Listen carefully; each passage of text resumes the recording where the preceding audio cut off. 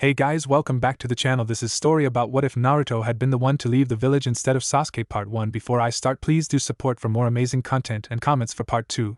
Do consider to subscribe my channel and share my video to your friends and check out the description as well. Let's start the video. One Naruto Uzumaki was packing his backpack. As he was doing so, his left shoulder pulsed with pain. Naruto gripped his shoulder while muttering a string of curses. Stupid curse mark. Why the hell did Orochimaru place it on me instead of Sasuke? Wasn't Sasuke his original target? Naruto asked as he dropped to one knee. His eyes widened, however, when he remembered Orochimaru's exact words. Flashback. Naruto had managed to block the giant snake from getting a paralyzed Sasuke. Naruto? Sasuke asked. Naruto then looked at Sasuke, revealing that his hair was wilder than usual, his whisker marks were darker and bolder, and his once cerulean blue eyes were now blood red with slits for pupils. You okay, scaredy cat? Naruto asked, quoting Sasuke's very same question that he asked during Team 7's first C-rank turned A-rank mission. Sasuke watched in shock as Naruto easily pushed the snake back before jumping atop its head and stabbing its head with his claw-like nails and raking it down its back as he ran at Orochimaru. As he neared Orochimaru, Naruto jumped off the snake. The snake summoner looked on with intrigue. Naruto has become quite powerful. Even more powerful than Sasuke, and with nine-tailed fox inside of him he could become even stronger. Orochimaru thought. As Naruto descended on Orochimaru, the sound ninja jumped back, causing Naruto to hit the tree branch. Orochimaru then appeared on another tree branch as he smiled a crooked smile. The Sharingan pales in comparison to the Nine-Tails' power. He will make a better vessel for me than Sasuke. Orochimaru thought. Having made up his mind, he formed three hand seals. Naruto quickly recovered and turned toward the tree branch Orochimaru was perched on. Hold still, you snake bastard! Naruto angrily yelled. Well done, Naruto. You passed with flying colors, Orochimaru said. Naruto gave Orochimaru a confused look. What do you mean passed? Naruto asked. Orochimaru continued to smile his crooked smile. You have proven to me that you are superior to Sasuke.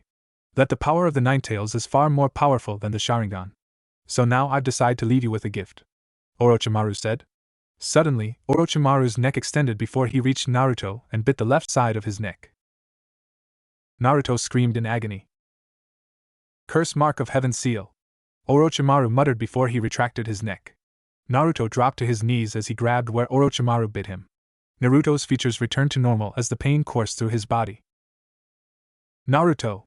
Sasuke screamed as he threw several shuriken at Orochimaru, but the snake easily deflected the shuriken. Sasuke then looked toward Sakura. Sakura, you go tend to Naruto while I hold off this guy, Sasuke ordered the pinkette. Okay, Sakura said before jumping over to the branch Naruto was on. Sasuke then glared at Orochimaru. What the hell did you do to Naruto? Sasuke angrily asked. Orochimaru chuckled. I merely gave him a little gift, Orochimaru said as he began to sink into the tree branch he was standing on. Sasuke quickly jumped toward the branch. Stop, Sasuke ordered. My name is Orochimaru. Should you wish to meet me again, then you had best get through this exam, Orochimaru said before completely submerging in the branch just as Sasuke landed on it. Sakura, meanwhile, reached Naruto as the blonde continued to scream in pain. She then looked at the spot to find that the three holes which showed that Naruto had been bit and changed into the three tomos of the Sharingan. Flashback end. Naruto shook off the pain that the curse mark always inflicted and finished packing. Lastly, Naruto undid his headband before placing it in his shuriken pouch and placed the picture of Team 7 in his backpack. He then put his backpack on before opening his window and jumping out.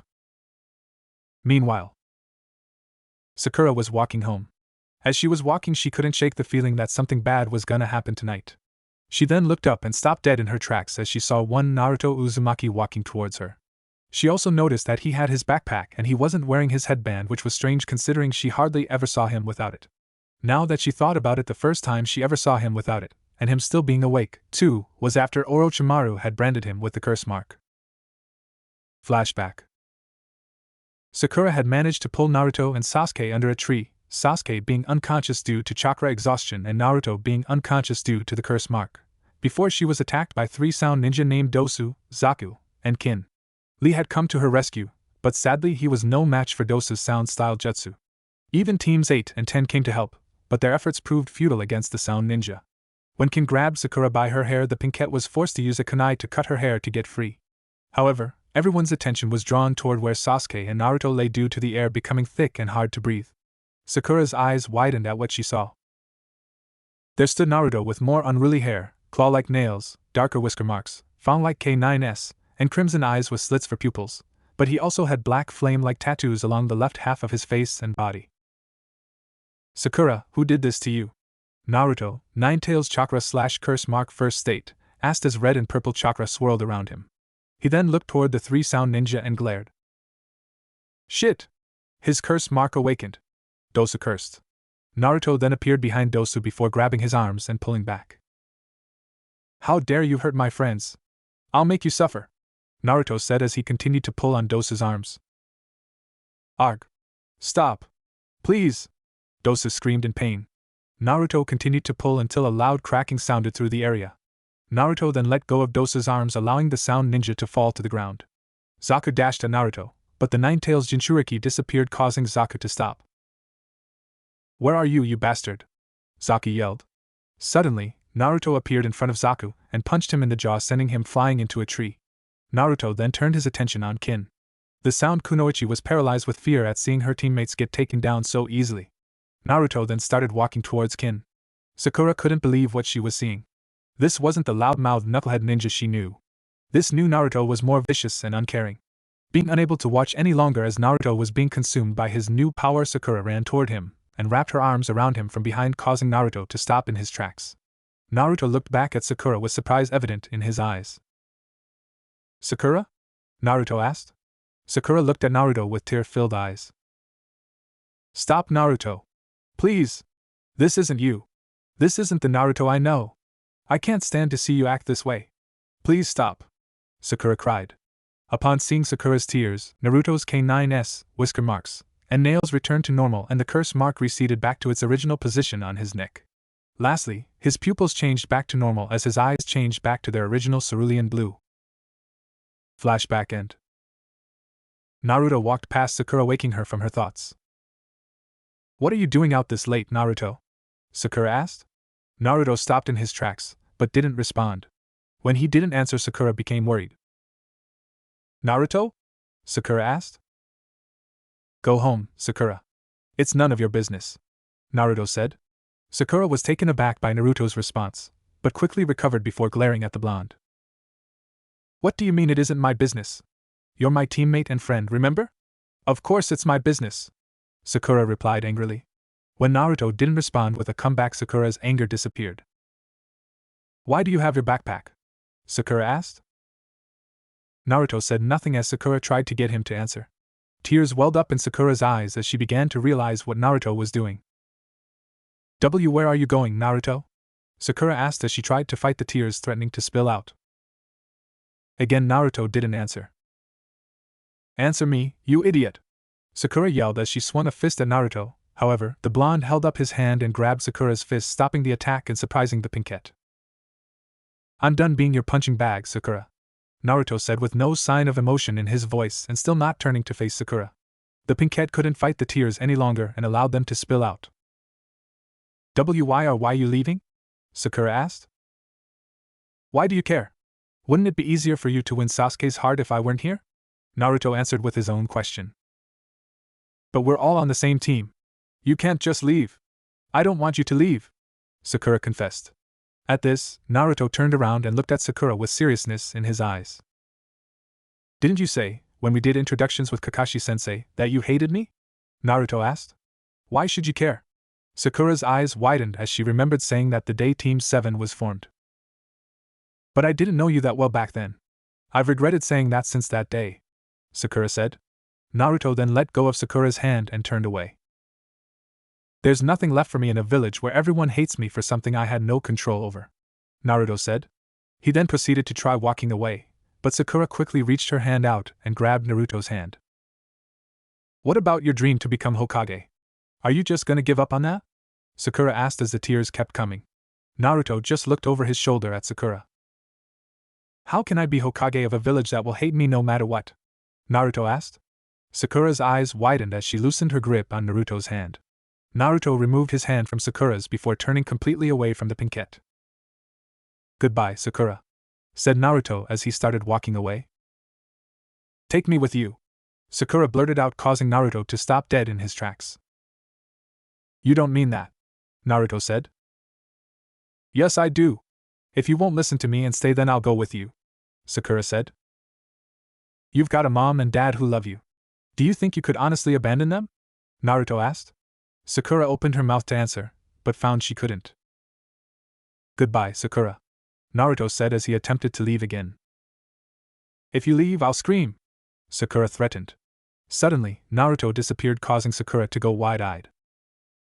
Sakura, thank you, Naruto, who had reappeared behind Sakura, said before tapping her on the back of her neck. Naruto, Sakura said before losing consciousness. As she fell forward, Naruto appeared in front of Sakura and caught the pinkette. He then lifted her into his arms before disappearing. Later. The Sound Four, consisting of Sakan/Yukon, Kidamaru, Jirobo, and Tayuya, were at Lone Pine Hill waiting for Orochimaru's chosen one. When is that bastard gonna get here? Tayuya asked as she began to lose her patience. Calm down, Tayuya. He will be here soon. Sakan/Yukon tried to keep Tayuya as calm as possible. Just then, Naruto appeared, causing the Sound Four to go on the defensive. Relax, it's just me, Naruto said. The Sound Four lowered their guard as they saw it was Naruto. You little fucker! You should know better than to sneak up on people as strong as us. We could have killed you within a second, Tayuya warned. Naruto scoffed. As if, Naruto said. Let's go. Sakan/Yukon, however, stopped Naruto. First, take this, Sakan/Yukon said as he handed Naruto a strange-looking black pill. What's this? Naruto asked. As of right now, your curse mark is only in its first stage, and it takes years to achieve the second stage. This pill, however, was developed by Lord Orochimaru to accelerate the process. However, you will have to die first, Sakan/Yukon explained. Naruto gave Sakan/Yukon a surprised look. What do you mean? Naruto asked. Sakan/Yukon chuckled. That pill was designed to cause the one who takes it to enter a death-like state. If you come out of it, then you should be able to access the second stage of the curse mark, Sakan/Yukon explained. Naruto, figuring he had nothing left to lose, took the pill. A few seconds later, Naruto collapsed to the ground. Come on, let's get him in the urn and get him to Lord Orochimaru, said Jirobo. The next morning, Sakura Haruno awoke in a panic to find that she was in her room, in her bed. How did I dash? Sakura began to ask before remembering her confrontation with Naruto. Sakura, thank you. Those words rang in her head as she kept playing the events back in her head. Are you finally waking up? Ina Sakura asked. What are you talking about? Finally waking up to what? Sakura thought. To the fact that you don't love Sasuke and that, in truth, you actually love Naruto, duh, Ina Sakura answered. Sakura's eyes widened in surprise. I do not love Naruto. I love Sasuke, Sakura thought. She could tell that her inner self rolled her eyes. That is total BS. If that were true, then why did you try to stop him from leaving, huh? If you didn't love him, then you could have just let him leave, but you didn't. You tried to stop him because you couldn't imagine a life without him, Ina Sakura explained. Sakura tried to make an excuse, but found she couldn't because she realized she really couldn't picture a life without the blonde knucklehead. Her eyes widened to the size of dinner plates as she finally realized that her inner self was right. All the time she had spent on Team 7 with Naruto had caused her feelings for Sasuke to change to a more brotherly/sisterly type, while her feelings for Naruto had changed from seeing him as just a friend to feelings of true love. That explained why she tried to stop him from leaving instead of letting him go, and why she was so upset when he wouldn't listen to reason. As quick as she could, Sakura jumped off her bed, slipped on her ninja sandals, and jumped out of the window toward the Hokage Tower. Hokage Tower. Tsunade Senju, the fifth Hokage and the slug Sannin, was sitting at her desk distraught at the news that had come in at dawn. Flashback. Tsunade was sitting at her desk while filling out paperwork lest she be on the receiving end of her disciple Shizen's nagging for not working. As she was filling out another file, Shizen came rushing in. Lady Tsunade! Shizen shouted. The Bustikage sighed as she looked up at her apprentice. I haven't had any sake in 2 days, Shizen, so relax, Tsunade said with a look of boredom. Shizen shook her head. It's not that. It's about Naruto. He's left the village! Shizen exclaimed. Tsunade's eyes widened in shock at the news. And Naruto has left the village? Tsunade thought. Tsunade's whole body went numb as she registered what Shizen just said. Shizen, however, was worried as she saw Tsunade wasn't moving, but was clearly in shock. Lady Tsunade? Lady Tsunade! Lady Tsunade! Shizen shouted the last part, trying to get the slug Sannin's attention. Without warning, Tsunade stood straight up, causing the chair to fall back. Get Shikamaru in here immediately! Tsunade ordered/shouted as she slammed her fists on the desk. Flashback end. Tsunade massaged the bridge of her nose. How did this happen? Naruto has always been a bright and cheery boy. His dream was to become Hokage, but now he's left the village. What happened to you, Naruto? Tsunade thought. The fifth Hokage then thought back to hers and Jiraiya's battle with Orochimaru. Flashback. Naruto was standing in front of Tsunade, who was kneeling on one knee. What do you think you can do? I'm far stronger than you. Kabuto taunted. Tsunade looked toward Kabuto and then back at Naruto. Just get out of here, Naruto, Tsunade ordered. No way. I never go back on my word. That's my ninja way, Naruto shouted. Kabuto growled in frustration. I'll end your pathetic ninja way here, Kabuto yelled as he ran at Naruto with his hands cloaked in blue chakra that took the shape of blades. As he ran, he took out a kunai. As Kabuto got close, Tsunade closed her eyes. When she heard the sound of the kunai piercing skin, she opened her eyes only for them to go wide with shock. Naruto had caught Kabuto's hand that had the kunai in it, but the kunai had pierced through the middle of his left hand. Naruto then held out his right hand before a shadow clone appeared and placed both its hands over Naruto's right hand. Naruto's headband fell off as the wind swept around him. Within a second, a ball of blue chakra formed in his right hand before the clone dispelled. The curse mark then overtook the left side of Naruto's body and face as the jutsu turned purple in color. That can't be Dash, Kabuto said before being interrupted. Rasengan! Naruto, curse mark first state, shouted before slamming the purple Rasengan into Kabuto's stomach. The sound spy was sent flying back before hitting a boulder. Tsunade's eyes widened at the sight before her. That moron managed to master the Rasengan? Incredible, Tsunade thought. Suddenly, Naruto fell to his knees before landing face first on the ground. Tsunade quickly moved towards the genin before rolling him on his back. She then unzipped his orange and blue jumpsuit jacket before placing both hands on his chest. Green chakra soon encased her hands as Tsunade began treating Naruto's injuries. She watched as the black flame-like tattoos of the curse mark receded back into the three-tomoed-shaped mark on the left side of Naruto's neck. Suddenly, Jiraiya appeared beside Tsunade, followed by Orochimaru appearing beside Kabuto as the sound spy pulled himself out of the indentation he made upon making contact with the boulder. Jiraiya, this mark on Naruto's neck is Dash, Tsunade said as she looked up at Jiraiya. I know. The curse mark, Jiraiya said without taking his eyes off Orochimaru. The snake Sannin chuckled, causing Tsunade to look toward him. I gave him that mark for showing me that he had become more powerful than Sasuke, Orochimaru said. Tsunade glared at her former comrade. Soon I will have the power of a tailed beast, Orochimaru said as he started chuckling. At that moment, Tsunade stood up. I've heard enough from you, Orochimaru. I'll die before I let you touch Naruto, Tsunade said as she began flying through hand signs. Jiraiya quickly began forming hand signs as well. Orochimaru looked toward Kabuto. Kabuto, do it, Orochimaru said. Kabuto nodded his head as he too began forming hand signs. Suddenly, all three bit their right thumb before slamming their right hands on the ground. A seal appeared on the ground underneath their hands. Summoning Jutsu!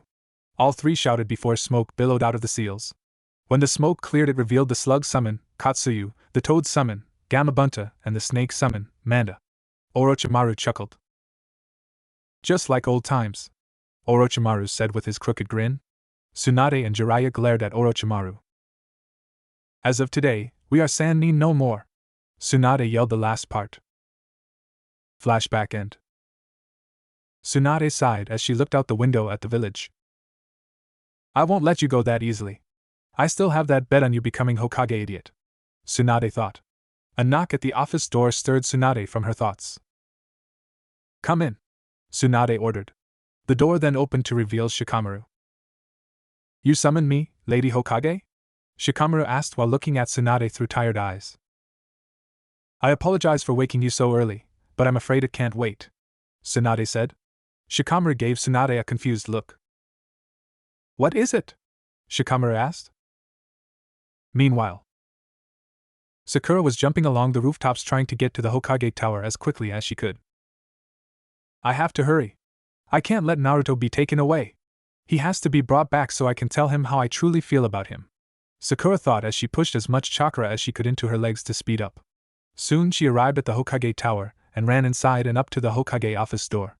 She stopped at the door and held her hand up getting ready to knock when she heard a voice. "What? Naruto has left the village to join Orochimaru?" A male voice asked, to which Sakura recognized as Shikamaru. "That's correct. For what reasons I don't know, but this will be an S-rank retrieval mission. Odds are Orochimaru has some of his top men escorting Naruto to wherever his hideout is. You and a squad of ninja will pursue the sound ninja who have him, retrieve Naruto Uzumaki and bring him back home to the leaf. Understand?" Sakura heard Tsunade say. "Yeah," Shikamaru's voice said. "You can pick whoever you want for the squad," Tsunade's voice said. "I've got just the people in mind," Shikamaru's voice said. Sakura heard Tsunade chuckle. "The mission begins as soon as you have assembled your squad." "Dismissed," Tsunade's voice said. Sakura quickly made her way down the hall to make it appear as though she had just arrived before the door to the office opened and Shikamaru came out before running past her. "I've gotta hurry," Sakura thought as she ran after Shikamaru. Later at the gate, Shikamaru, Kiba and Akamaru, Choji, Niji and Sasuke were gathered at the Hidden Leaf Gate. "I still can't believe Naruto left the village," Choji said. Kiba nodded his head. "Yeah, who would have thought?" Kiba said. Sasuke, however, was lost in thought as he tried wrapping his mind around what was happening. "I can't believe the dobe left. He always swore he would protect his village, but now he's abandoning the very village he swore to protect," Sasuke thought.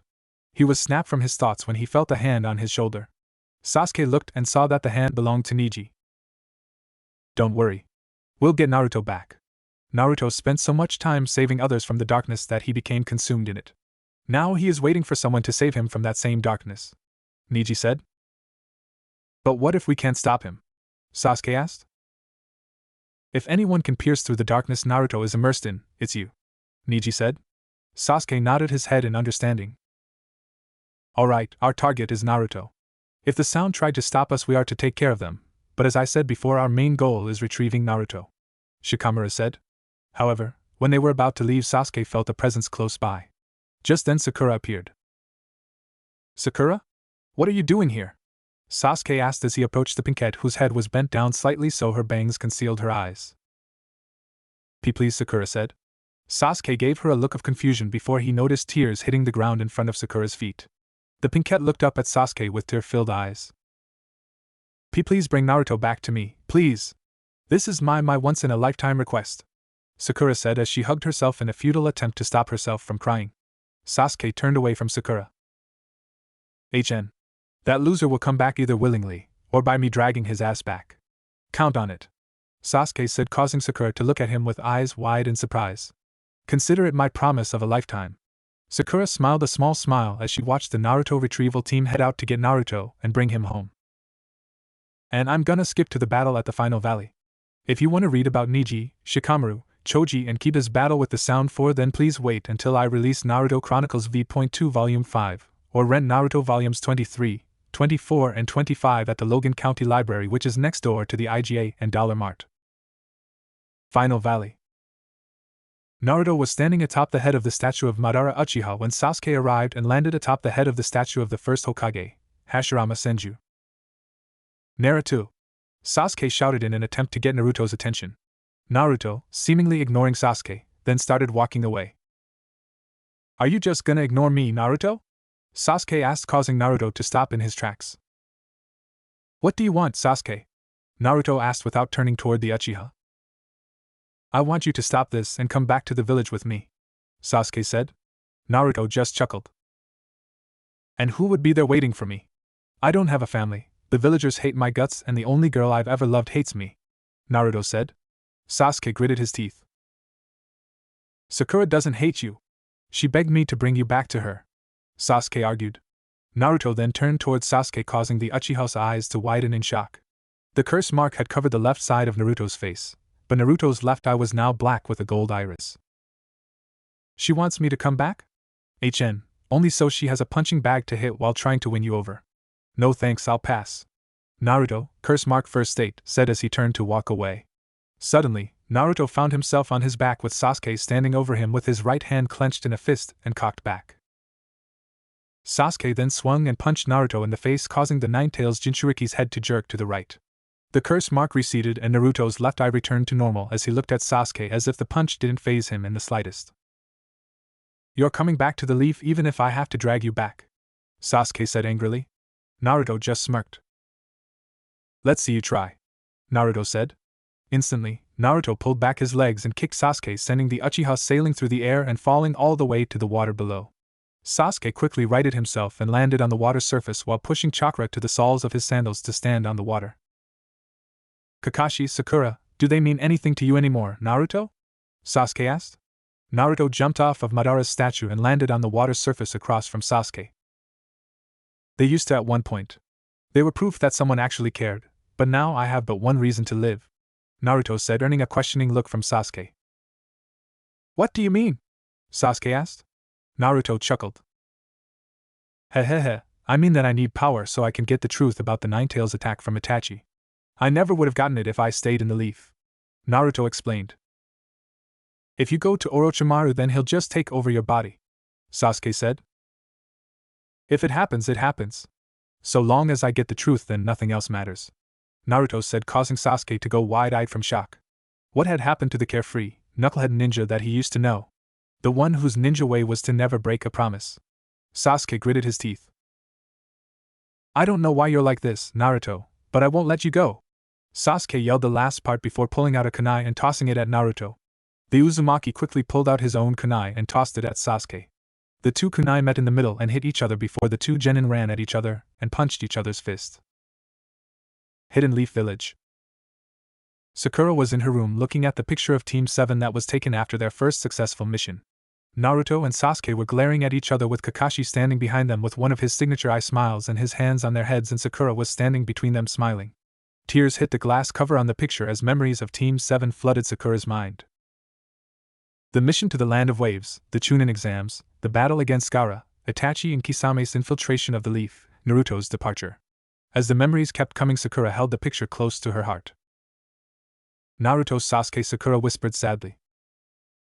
Final Valley. Storm clouds had gathered over the Final Valley as Sasuke and Naruto's battle raged on. The two were completely even. Neither of them could deal a blow to the other without receiving an injury themselves. Again and again their fists met either rock or each other. Naruto formed the index and middle fingers of both his hands into a cross. Shadow Clone Jutsu. Naruto shouted as several shadow clones appeared all around Sasuke. The Uchiha activated his two Tomo Sharingan before the clones all rushed at him. Sasuke grabbed one clone's arm, kicked another one before hurling the first one into two others and tossed three kunai which impaled three more clones. Sasuke then jumped into the air and formed a few hand signs. Fire Style, Phoenix Flower Jutsu. Sasuke shouted as he blew several balls of fire at the shadow clones. Boom! Smoke covered the area as the clones were destroyed by the fire-style jutsu. Sasuke landed on the water as he waited for Naruto to make his next move. His eyes widened in shock, however, when the smoke cleared to reveal Naruto with a clone charging up a Rasengan. Sasuke gritted his teeth as he formed a couple hand signs before gripping his left wrist. Sasuke then pumped chakra into his left hand before changing it into an electrical current. Naruto, seeing Sasuke charging up a Chidori to counter his Rasengan, smirked. This is just like on the hospital roof, huh, Sasuke? Only this time there is no one around to stop us, said Naruto. Sasuke's eyes widened slightly as he remembered about that. Flashback. Naruto had returned to the hidden leaf with Tsunade to wake up Sasuke, who was in its Tsukuyami-induced coma. Tsunade, using her famous medical ninjutsu, had managed to wake Sasuke up. Sakura, who was relieved Sasuke was okay, immediately hugged him. Tsunade had left the room to give Naruto, Sasuke and Sakura some privacy. Thank goodness you're okay, Sasuke, said Sakura. Sasuke looked at Sakura with tired eyes. Sakura, you're hurting me, said Sasuke. Naruto, however, was gritting his teeth as he watched the whole thing. No thank you, Naruto. No hug. No nothing. It's always Sasuke this and Sasuke that. I'm tired of being in that bastard shadow no matter what I do. Well, that's it. No more, thought Naruto as the curse mark reacted to his anger. It overtook the left side of his face as the bangs of his hair concealed his eyes. He still hadn't put back on his headband. He then walked over to his teammates before gripping Sakura's shoulder and forcibly moved her out of the way. Sakura landed on her but before she looked up at Naruto with a glare. Hey Naruto, what was that for? Asked Sakura. Her eyes widened, however, when she saw Naruto's features. Naruto's nails resembled claws and his K9s resembled fangs. His whisker marks were darker and more pronounced, and his eyes were blood red with slits for pupils. The black flame-like tattoos of the curse mark covered the left half of his face. Naruto glared at Sakura. Stay out of this, said Naruto, Nine-Tails chakra/curse mark first state, before he turned to Sasuke and grabbed his shirt collar. What do you want, doe?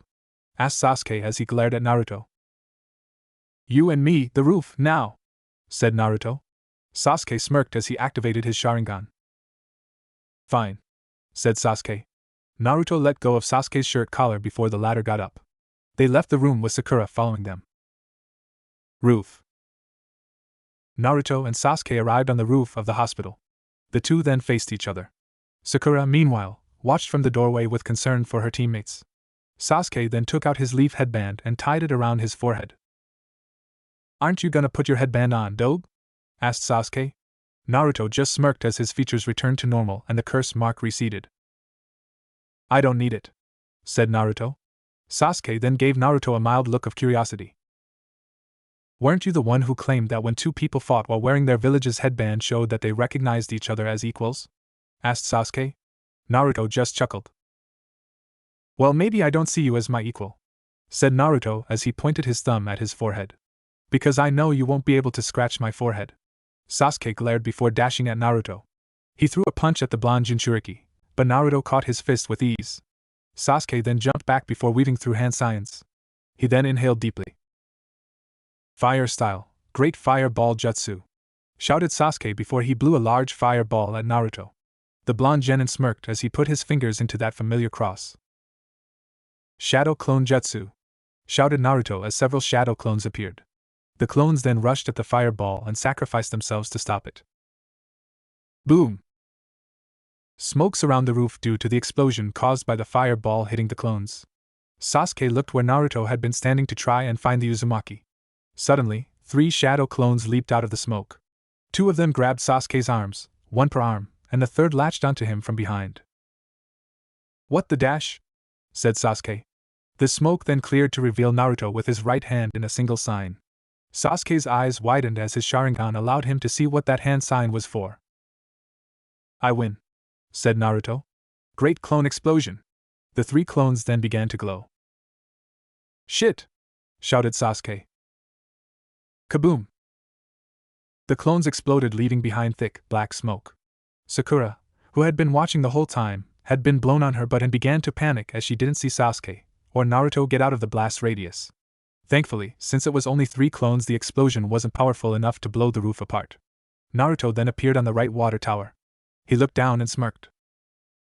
Even if Sasuke was healed enough to where he could leave the hospital, that explosion made sure he's gonna be here for a long time, thought Naruto. His smirk turned into a frown, however, when the smoke cleared to reveal that Sasuke was still up and moving and was now currently charging up a Chidori. Naruto growled as the curse mark overtook the left side of his face. I should have known he would use the substitution jutsu to get out of it, thought Naruto as he looked to where the blast went off to see one of his clones laying on the ground before it disappeared in a puff of smoke. His smirk returned, however, as he held out his right hand and a shadow clone appeared before forming a Rasengan in his right hand and disappearing. Naruto then jumped off the water tower and held out his Rasengan using right hand. Sasuke then held out his Chidori using left hand. Sakura, unable to take the fighting anymore, jumped up and ran toward her teammates. Stop it! Stop this senseless fighting! Please! Sakura begged. Naruto and Sasuke saw Sakura running toward them. Shit!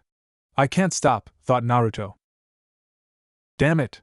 Sakura will get caught in the blast, thought Sasuke. Suddenly, Kakashi appeared between Naruto and Sasuke, pushed Sakura back and caught the 2 genins jutsu using arms before flinging them into the twin water towers. Bam! The 2 members of Team 7 punctured the water towers with their jutsus. Sasuke ripped out his left arm, causing water to pour out of the water tower and onto the roof of the hospital.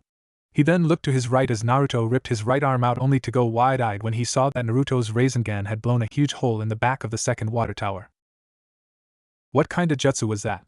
If that jutsu had hit my Chidori, then I would have thought Sasuke. Kakashi approached the two genin with a glare. What were you two thinking? Those jutsus were way too powerful to just be used for a spar. The power behind those jutsus was meant for the kill, Kakashi said as he berated the two for being so careless. And on top of that, if I hadn't got here in time, Sakura could have been killed. Naruto gritted his teeth as the curse mark receded. Naruto grunted before he back-flipped off the roof of the hospital and took off across the rooftops at high speed. Naruto! Sakura called after the blonde genin as she tried to go after him, only for Kakashi to stop her by placing his hand on her shoulder. I'll go after Naruto. If he sees you right now, it probably won't end well, said Kakashi before he disappeared in a swirl of leaves. Sasuke then walked up to Sakura. Sakura, don't ever get in the way again, said Sasuke before he went back inside, leaving behind an upset Sakura. Flashback end. Sasuke shook off the memory before he and Naruto dashed at each other with their jutsu using arms cocked back.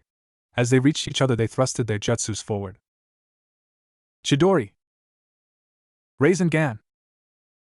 The two jutsus collided with each other, causing a torrent of air and lightning. Suddenly, however, boom! The two jutsus exploded, flinging the two former best friends back. Sasuke slammed into the feet of the first Hokage's statue, while Naruto slammed into the feet of Madara Uchiha's statue. Sasuke then pulled himself out of the hole his body made. I have to bring this fight to an end soon. I could try another Chidori again, but I've already used it once, which means I can only use it one more time. Not to mention I have no clue how many more times Naruto can use that Rasengan. I'll have to wait for an opening. That's when I'll be able to strike, thought Sasuke. He then looked toward Madara's statue to see Naruto standing. However, his nails and K9s resembled claws and fangs respectively, and his whisker marks more darker and more pronounced. His hair was wilder, and his eyes were red with slits for pupils. Naruto chuckled darkly as he walked forward. Why are you trying so hard to bring me back, Sasuke? Why do you care? You never cared before, shouted Naruto, Ninetales chakra. Sasuke gritted his teeth. Because you became my best friend, shouted Sasuke, causing Naruto to go wide-eyed. Your best friend? Asked Naruto. Sasuke nodded his head. Yeah, I hate to admit it, but it's true. Back when Team 7 was formed, I couldn't care less about you, Sakura, or Kakashi. All I wanted was revenge against Itachi for destroying the Uchiha clan, but over time I found myself getting used to being around you and the others, said Sasuke. And as time went by, I even found myself wondering why I wanted revenge when it wouldn't change anything. It wouldn't bring back my parents, or the rest of the clan. So I decided to just enjoy my life as a shinobi with my friends. Naruto looked at Sasuke in shock. He couldn't believe the supposed Avenger was choosing his team over vengeance. However, Naruto growled. You say that revenge won't bring your parents back? At least you had parents at the start. I never had any parents to begin with. I've been alone right from the beginning. What would you know about it, huh? Naruto exclaimed. Naruto, you don't have to be alone anymore. Just come back to the village with me and you'll never be alone again. Sakura, myself, and the rest of the Rookie 9 will be there for you. We all have a bond with each other, said Sasuke as he held out his right hand. Naruto stared at Sasuke with wide eyes. He then reached into his shuriken pouch and pulled out his hidden leaf headband before looking at it. He then closed his eyes and pictured all his friends looking at him and smiling. However, his mind then pictured Itachi Uchiha and Kisame Hashigaki. If you want to learn the truth, then you need to sever yourself from your past. Sever yourself from everything and everyone that will make you weak. Only then will you be able to gain true strength. Itachi words to Naruto rang loud and clear to him. Naruto tied his headband around his forehead before his eyes snapped open. A bond? We have a bond, you say? In that case, said Naruto as purple chakra started swirling around him. The curse mark overtook Naruto's body, wrapping around him. Sasuke's eyes widened at what he saw. Naruto had completely transformed. Naruto's hair had grown to the point that it reached his waist and was a sickly pale orange. His skin was gray and his whisker marks, if possible, were even darker, and he had a black X on the bridge of his nose. Naruto then opened his eyes to reveal that the whites of his eyes were black, but his iris were still red and his pupils were still slits. Two webbed hand-like wings tore out of the back of his orange jumpsuit jacket. I'll just have to sever that bond. Naruto, curse mark second state, yelled. Naruto, said Sasuke, who was stunned at Naruto's new form. Come on, Sasuke. It's time we finish this as equals, said Naruto. Sasuke couldn't believe what he saw. Was this still the same Naruto he remembered? Or was the Naruto he knew gone forever? Sasuke shook those thoughts from his head. He closed his eyes and tightened his headband. All right, Naruto. I'll face you as an equal. Did you know that when two shinobi of equal strength face each other, they can read each other's thoughts through a simple exchange of fists? Said Sasuke. He then opened his eyes to reveal that a third tomo had formed. Naruto smirked. If that's the case, then can you read my thoughts? Can you tell what's on my mind? Asked Naruto. Let's go, Naruto. Sasuke shouted the last part. Naruto just continued smirking before the two former best friends dashed at each other. Meanwhile, Kakashi and his ninja hound Pakin were headed toward the final valley as fast as they could. Kakashi, Naruto, and Sasuke's scents are growing stronger, but Naruto's scent has turned darker, said Pakin. Kakashi nodded his head in understanding. Naruto, I'm sorry that I wasn't there for you when you needed someone. I'm sorry that I made you feel alone, but I won't let that happen anymore. Naruto, Sasuke, hang on, Kakashi thought as he pumped as much chakra as he could into his legs and sped toward the final valley. In the leaf, thunder rumbled as Tsunade looked out the window at the storm clouds.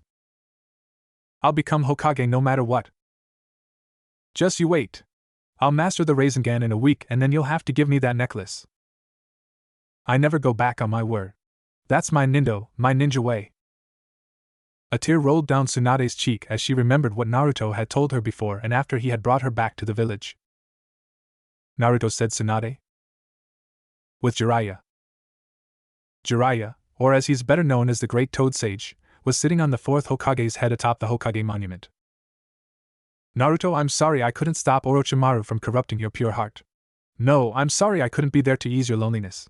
Forgive me, Naruto, thought Jiraiya as he looked up at the storm clouds. Final Valley. Thunder roared and lightning crackled as the two former best friends clashed. Though Sasuke's 3-tomo Sharingan allowed him to keep up with Naruto's curse mark enhanced speed, it couldn't help him with the enhanced strength. Every time he would block a punch or kick, Naruto would just deal a more severe blow. If he couldn't get control of this fight. What's the matter, Sasuke? Are you getting tired? Asked Naruto. Sasuke looked toward Naruto and saw he was in just as bad a shape as himself. They were both battered, beaten, bruised, and had several cuts. Damn it! There's still no opening. I guess I'll have to make one, thought Sasuke as he made a couple of hand signs before gripping his wrist.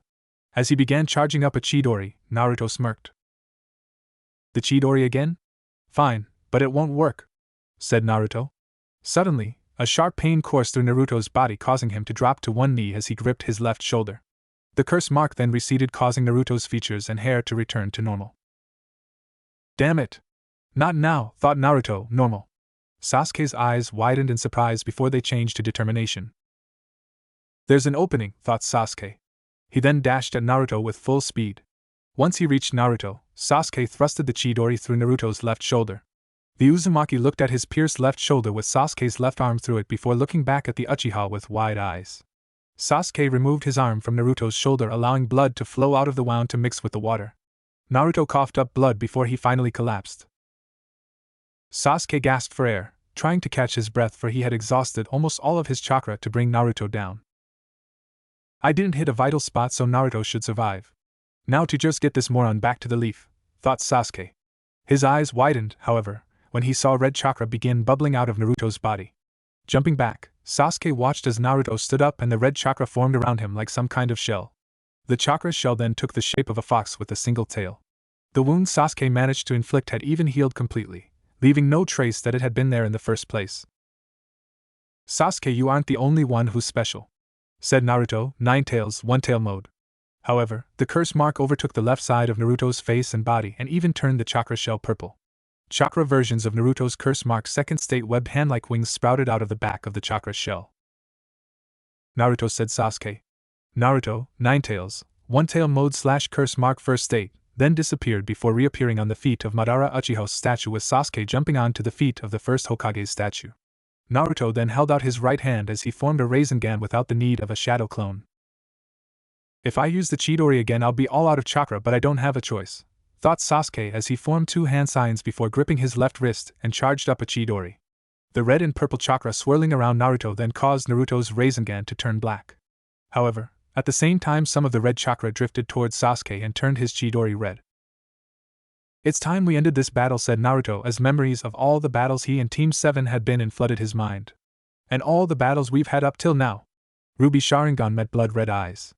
The minute the thunder boomed and lightning crackled, the two former best friends launched themselves at each other. Sasuke! Naruto! As the two reached each other, they slammed their respective jutsus together. Rasengan!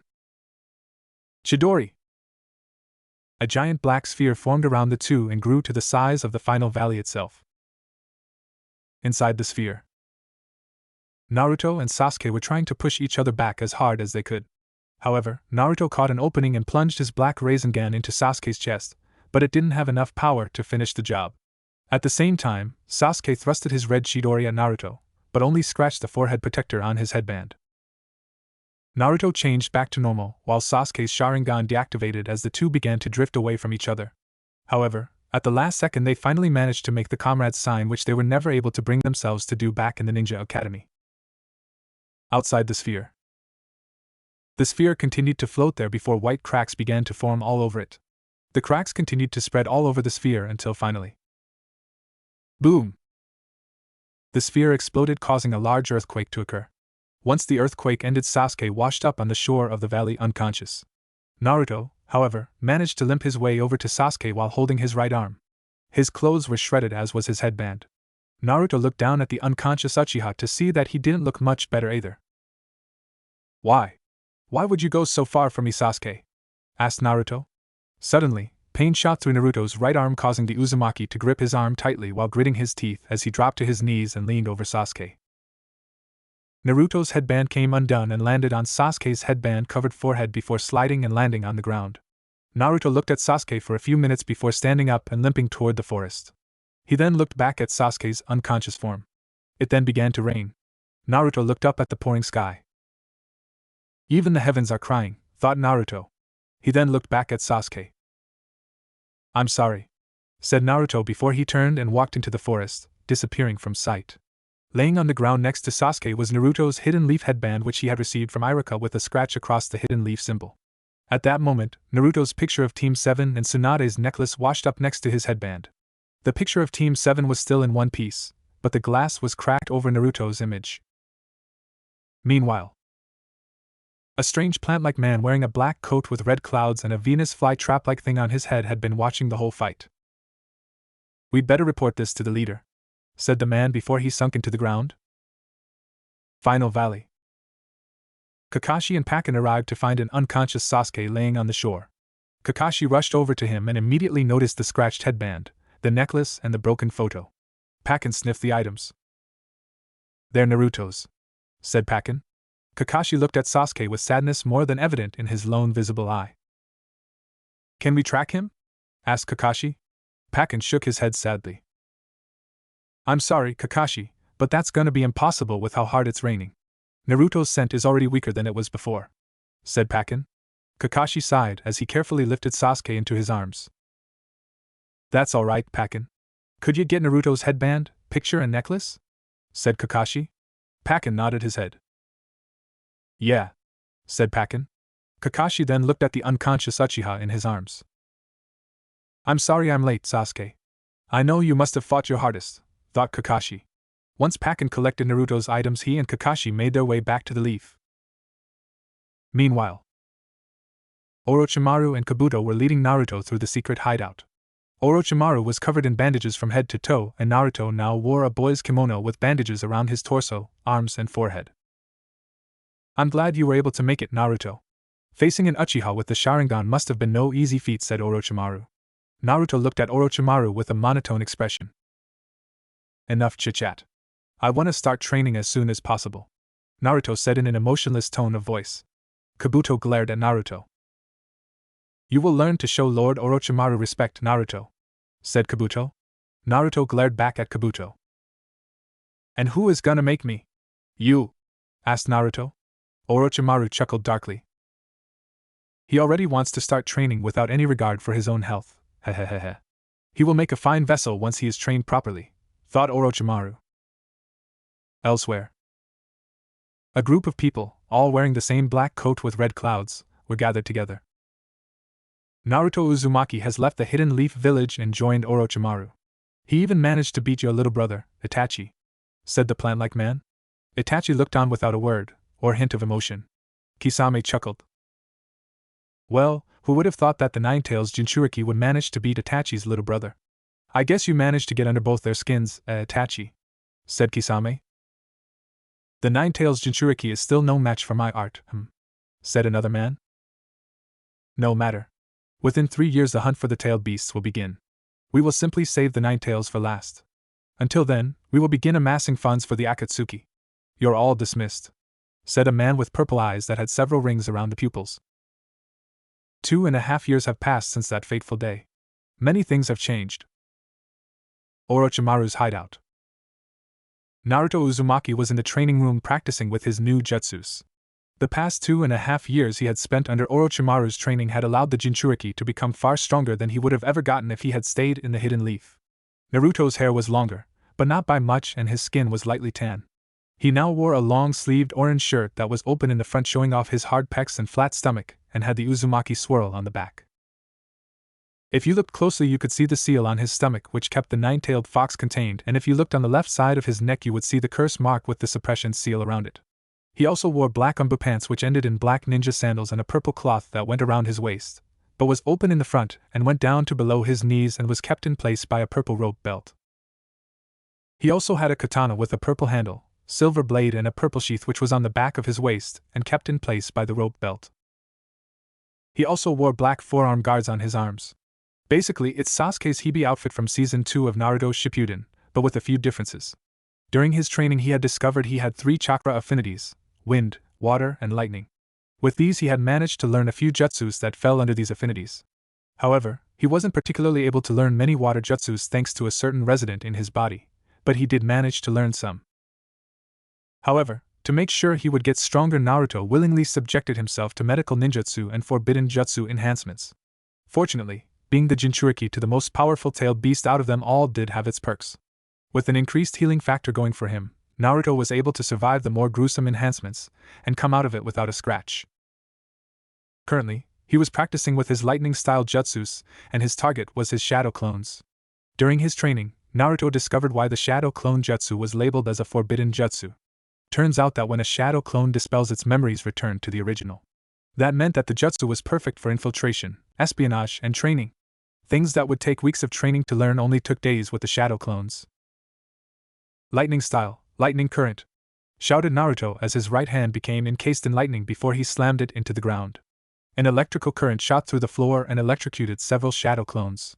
A few clones appeared behind Naruto with katana in hand and swung at him. However, Naruto disappeared before reappearing behind the clones that tried attacking him while sheathing his katana. Once the katana clicked into place, the clones split in half before disappearing in a puff of smoke. Naruto looked ahead to see a clone standing there smirking. The clone then held out his right hand before it became encased in lightning, which began to make that all too familiar chirping sound. Yes, see, after Naruto discovered he had 2 chakra natures, wind and lightning, the first lightning jutsu he wanted to learn was either the Chidori or the lightning blade. So he had 2 clones work on the jutsus. Whichever one mastered their jutsu first would be the jutsu Naruto would keep. So after a couple months, the clone that dispelled first was the one working on the Chidori. Naruto found it kinda ironic that he would end up learning the very jutsu he had wanted to learn when he was younger, but his former sensei refused to teach him how, claiming that he didn't have the right chakra for it. He found it even more ironic that he learned the very jutsu his former best friend and teammate had been taught. After learning the Chidori, Naruto came up with a few jutsus that were based off the Chidori.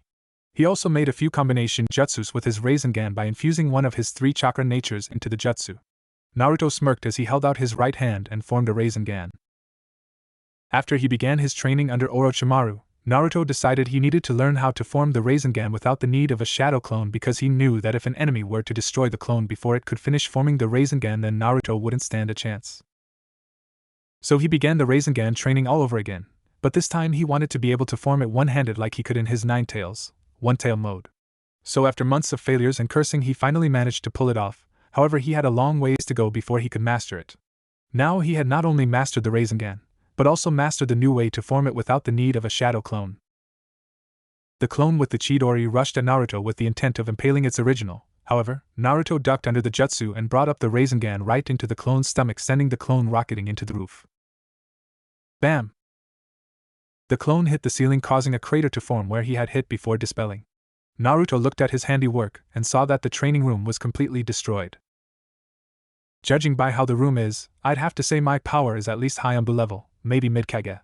However, it isn't good enough. Itachi's power is beyond Kage level. Orochimaru can't even take on Itachi and hope to win, and he's as strong as Pervy, Sage, and Granny. Guess that's why he's a Sannin, thought Naruto. At that moment, a sound ninja appeared. Naruto Uzumaki, Lord Orochimaru requests your presence, said the sound ninja. Naruto looked at the sound ninja with an emotionless look before nodding. Get this place fixed up before I return, or else, said Naruto with an equally emotionless voice as he walked past the sound ninja and toward the door. The sound ninja looked at the destroyed training room before looking back at Naruto. He's far stronger than Lord Kabuto, and almost as strong as Lord Orochimaru. I'm just glad he's on our side, thought the sound ninja. With Naruto. Naruto was walking through the halls of the hideout while making his way to Orochimaru's sleeping quarters. I wonder what Orochimaru wants. It better be important because it's cutting into my training, thought Naruto. Soon he arrived at a large door and pushed it open to find the snake Sannin sitting up in his bed. Ah, Naruto, I'm glad you made it, said Orochimaru before having a coughing fit. Naruto looked on with that same expressionless look. What is it that's so important that it required you to interrupt my training, Orochimaru? Asked Naruto. Orochimaru chuckled. Hehehehe, I know how important your training is, Naruto, but I have a mission for you, said Orochimaru. Naruto looked at Orochimaru with a faint hint of curiosity. What mission? Asked Naruto. Orochimaru chuckled. Not too far from here there is a village named Tree Felling Village. This village, a long time ago, had a tree called the Tree of Life. However, the ancestors of the villagers made the foolish mistake of cutting down that tree, said Orochimaru. How was it a mistake? Asked Naruto. The flowers that grew around the tree kept a demon named Black Shadow away from the village. Once they cut it down and the flowers stopped growing, Black Shadow came and ate the tree to ensure it never grew back. I want you to go there and defeat this Black Shadow and collect a sample of the tree. Bring it back here and Kabuto should be able to make a medicine that will ease the pain I'm going through. Cough cough, said Orochimaru. Naruto just looked at Orochimaru. Why do you care about some demon terrorizing a village? It can't just be about the sample, said Naruto. Orochimaru flashed a crooked grin. The villagers there could also make excellent test subjects, said Orochimaru. Naruto just closed his eyes as he turned toward the door. I'll go, but said Naruto before looking over his shoulder at Orochimaru with a glare. I'm not going because of the sample, or the villagers. I'm going because this demon could provide a decent test for my power. Also, don't even think of laying a hand on the villagers. I may have come to you for power, but the way you can just toy with people's lives and subject them to your horrific experiments is just sick. With that said, Naruto walked out of the room, leaving behind a chuckling Orochimaru. That is why you are still not strong enough to defeat Itachi, Naruto. Because deep down inside you still retain some of your old self, thought Orochimaru. Later. Naruto was walking through the forest on his way to Tree Felling Village. As he was walking, he noticed a large tree. I guess a quick target practice wouldn't hurt, thought Naruto as he pulled out a few shuriken. He then closed his eyes and turned away from the tree before tossing the shuriken. Thunk! Naruto opened his eyes and looked at the tree to see that all the shuriken had hit their mark. Naruto lightly smirked before walking over to the tree and pulling out the shuriken. Returning the shuriken to his shuriken pouch, Naruto continued on his way to Tree Felling Village. Soon he arrived at a gate and pushed it open to find he was in Tree Felling Village. Good, I made it. Now to find out where this Black Shadow dwells, thought Naruto as he walked through the village. He soon came upon a cave which was surrounded by people. I wonder what's going on here, thought Naruto. An elderly man, who Naruto guessed was the village chief, walked up to a little girl holding a lantern. Oh, you do know what you must do, correct? Asked the village chief. Aoi nodded her head. Good, then we wish you luck, said the village chief. Aoi nodded her head again before turning and walking into the cave. As the villagers dispersed, Naruto stared at the cave opening. Excuse me, I haven't seen you around the village before. Are you new here? Asked a voice. Naruto turned around to see a young woman. Yes, actually. I was wondering what was happening here, said Naruto. The young woman sighed. You've just witnessed the human sacrifice ritual. Cough cough, said the young woman. Naruto raised a blonde eyebrow. Human sacrifice ritual? Asked Naruto. The young woman nodded her head. Yes. Cough cough, it's a ritual which requires the villagers to offer up one of their own to Black Shadow, said the young woman. Naruto's eyes widened slightly before he walked closer to the woman. Did you say Black Shadow? Asked Naruto. The young woman nodded her head. Yes, and sadly my little girl has been chosen as the sacrifice this time. Cough cough asterisk, said the woman before she fell to her knees in a violent coughing fit. Naruto knelt down beside her. Are you all right? Naruto asked in his emotionless voice. The young woman nodded her head. Yes, I'm all right. Cough, said the young woman. Naruto then placed his left hand on the young woman's stomach as his hand began to glow with green chakra. About a year into his training, Naruto decided to learn some medical ninjutsu for in case something were to happen. So Kabuto had taught him several medical jutsus and Naruto discovered he was quite good at it, but knew he couldn't compare his medical ninjutsu to Tsunade's. After all, she was famous as the most powerful medical ninja in the world. This woman is lucky to even be able to move, but she doesn't have much longer left, thought Naruto. He then poured more chakra into his hand. The young woman sighed as she felt the relieving effects of the medical ninjutsu. Naruto then removed his hand. There, you should be okay now, said Naruto. The young woman looked at Naruto before he stood up and helped her up. How did you do that? The illness I had was supposed to be incurable, said the young woman. Naruto rested his right arm on the hilt of his katana as he closed his eyes. Let's just say I'm quite skilled in medical ninjutsu, said Naruto.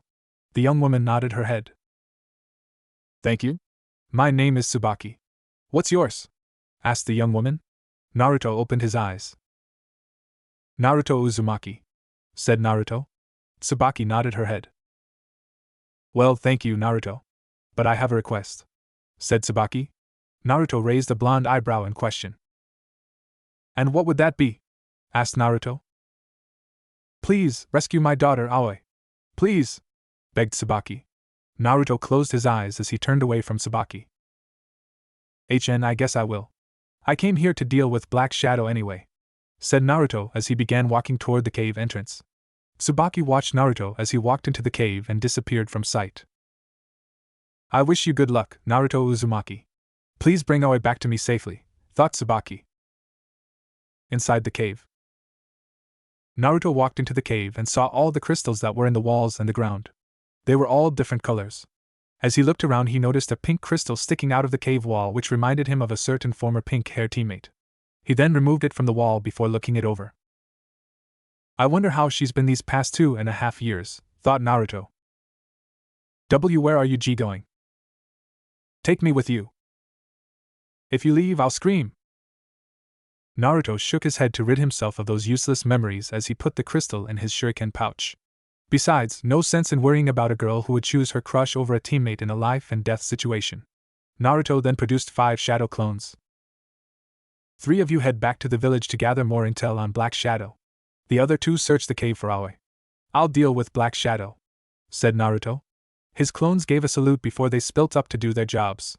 Naruto then proceeded deeper into the cave. As he was walking, he could sense a presence coming from all around. Come on out. I know you're there, said Naruto as he rested his right hand on the hilt of his katana. Suddenly, a figure wearing a coat with tree branches sticking out of the back appeared. Leave, said the figure. Are you Black Shadow? Asked Naruto. You must not interfere with the ritual, said the figure. Naruto then unsheathed his katana. I'll take that as a yes, said Naruto before he disappeared. He then reappeared behind Black Shadow before swinging his katana straight down, but Black Shadow sunk into the ground, causing the blade to slice nothing but air. Naruto looked around for the demon, but couldn't find any sign of it as he sheathed his katana. Suddenly, one of his clones popped as its memories returned to the jutsu caster. Good, he found Aoi and got her out. Now I can fight Black Shadow without worry, said Naruto. Suddenly, one of his shadow clones appeared. What is it? Asked Naruto. The clone then handed Naruto a necklace with a vial that had flower petal designs on it. "I said to give you this, boss," said the clone before it dispelled. Naruto looked at the necklace before pocketing it in his shuriken pouch and continuing on. Later, Naruto arrived at the heart of the cave. "Looks like I've reached the end of the cave," thought Naruto. He then looked around the area. "Come on out, Black Shadow. There isn't anywhere left to run," said Naruto. Suddenly, the cloaked figure known as Black Shadow appeared along with two identical copies. "How dare you interfere?" said Black Shadow. "You and the village shall suffer." Suddenly, the three black shadows fused together to form a large wolf with 3 eyes, 2 faces, 6 paws, and a pair of wings. Naruto smirked as he unsheathed his katana. "Let's see what you got," said Naruto as he dashed at Black Shadow. The demon raised a paw and brought it straight down on Naruto, but the Jinchuriki dodged to the right before swinging his katana and slicing the paw clean off. Black Shadow howled in pain before firing tendrils at Naruto. The Jinchuriki ducked, dodged, and weaved through the tendrils before coming up to its top face and stabbing his katana into its left eye. Black Shadow howled in pain before throwing Naruto off. However, Naruto flipped in midair and landed on his feet. He then noticed the necklace laying on the ground with the vial broken to reveal flower petals. A breeze blew in through the opening in the roof, causing the petals to go flying around in the air. "Arga! Those can't be those cursed flowers!" screamed Black Shadow. Naruto smirked as he removed his shirt and allowed it to hang from his waist. "You're finished, Black Shadow," said Naruto as he closed his eyes and the curse mark overtook his body. His skin turned gray, his whisker marks became darker and more pronounced, and his hair grew down to his waist while becoming a sickly orange. A black X formed on the bridge of his nose. Naruto then opened his eyes to reveal that the whites of his eyes turned black while his iris became red with the pupils changing to slits. He then sheathed his katana before holding out his right hand and began charging a Rasengan. You will die here, you fucking human!" screamed Black Shadow. Naruto, curse mark second state, smirked. "You will be the only one to die here, Black Shadow," said Naruto as 4 blades of wind nature chakra came out of the Rasengan. They then began rotating around the Rasengan. Naruto then dashed at Black Shadow before jumping start at his face. "Wind style, Rasen Shuriken!" shouted Naruto as he slammed the Rasen Shuriken into Black Shadow's face. The jutsu tore into Black Shadow before sending him flying back and colliding with the cave wall. Naruto landed on the ground before the curse mark receded back to its original spot on the left side of his neck. "My body is fading, my body," said Black Shadow before he burst into thousands of wilted leaves and leaving behind a tree branch. Naruto walked over to the tree branch. So what Orochimaru said was true. Black Shadow devoured the tree of life to ensure the flowers that grew around it never grew back, thought Naruto, normal, as he put his shirt back on. He then looked up and noticed a single green leaf floating down toward him. He held up his left hand and caught the leaf before looking it over. So this is all that's left of the tree of life, thought Naruto before making his way out of the cave. Tree felling village. Naruto exited the cave to find Tsubaki and Aoi waiting for him. "Did you do it, Naruto?" asked Aoi. Naruto looked down at Aoi before nodding his head once. "You won't ever have to worry about Black Shadow again," said Naruto. He then looked at the leaf again before handing it to Aoi. "Here. To make up for my losing your necklace," said Naruto. "Thank you, Naruto. Everyone in the village owes you their lives," said Tsubaki. Naruto then walked past the two. "You're leaving?" asked Tsubaki, causing Naruto to stop. "But it's almost dark." Naruto just rested his right hand on the hilt of his katana. "I've got stuff to do that can't wait," said Naruto. "You'll come back to visit, right?" asked Aoi. Naruto looked back at the mother and daughter before nodding his head. "Sure," said Naruto. Aoi and Tsubaki waved to Naruto as the young Jinchuriki headed out, and beneath the setting sun he smiled his first real smile in over 2.5 years. Orochimaru's hideout, a few weeks later. Naruto was sitting in the altar of Orochi waiting for the snake Sannin and his spy. As he looked around the room, he began to let his mind wander. I wonder what really would have happened if I stayed in the hidden leaf. What would have been different, thought Naruto. He then pictured all of his former friends laughing and smiling. His former teammates and former sensei going to Ichiraku's ramen stand after team training. Himself, Sasuke and Sakura being promoted to Jonin. Sakura and him finally going on a real date. Naruto shook his head as he tried to rid himself of those useless thoughts. There was no way he was gonna beat Itachi if he kept letting all these what-ifs and memories keep getting to him. He then closed his eyes as he tried meditating to calm himself. However, his whisker marks became dark and more pronounced as he continued.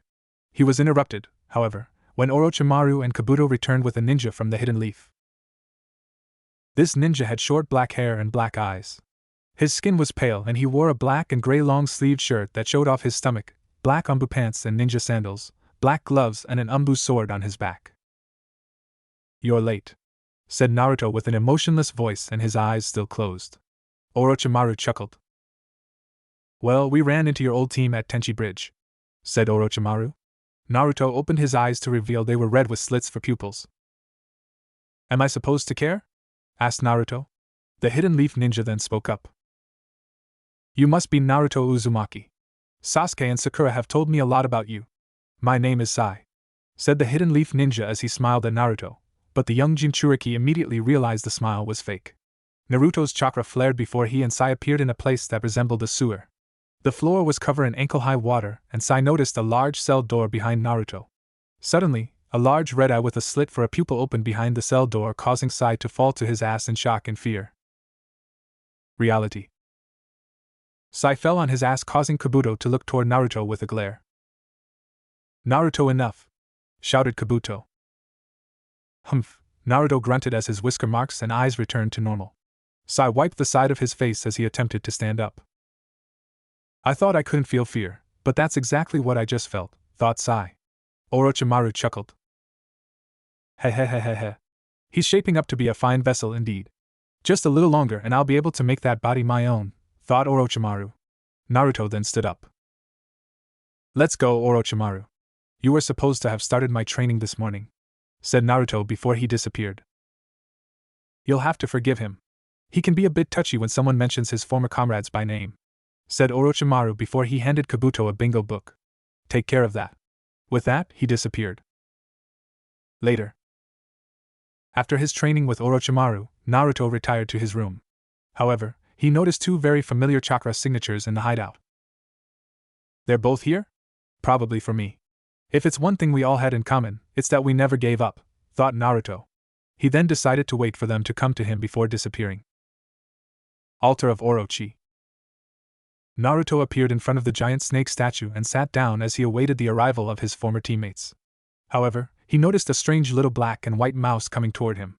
Once the mouse reached him, Naruto's eyes widened as he realized what this mouse was. Suddenly, the mouse exploded. Sai then appeared and looked toward the cloud of smoke. Did it work, thought Sai.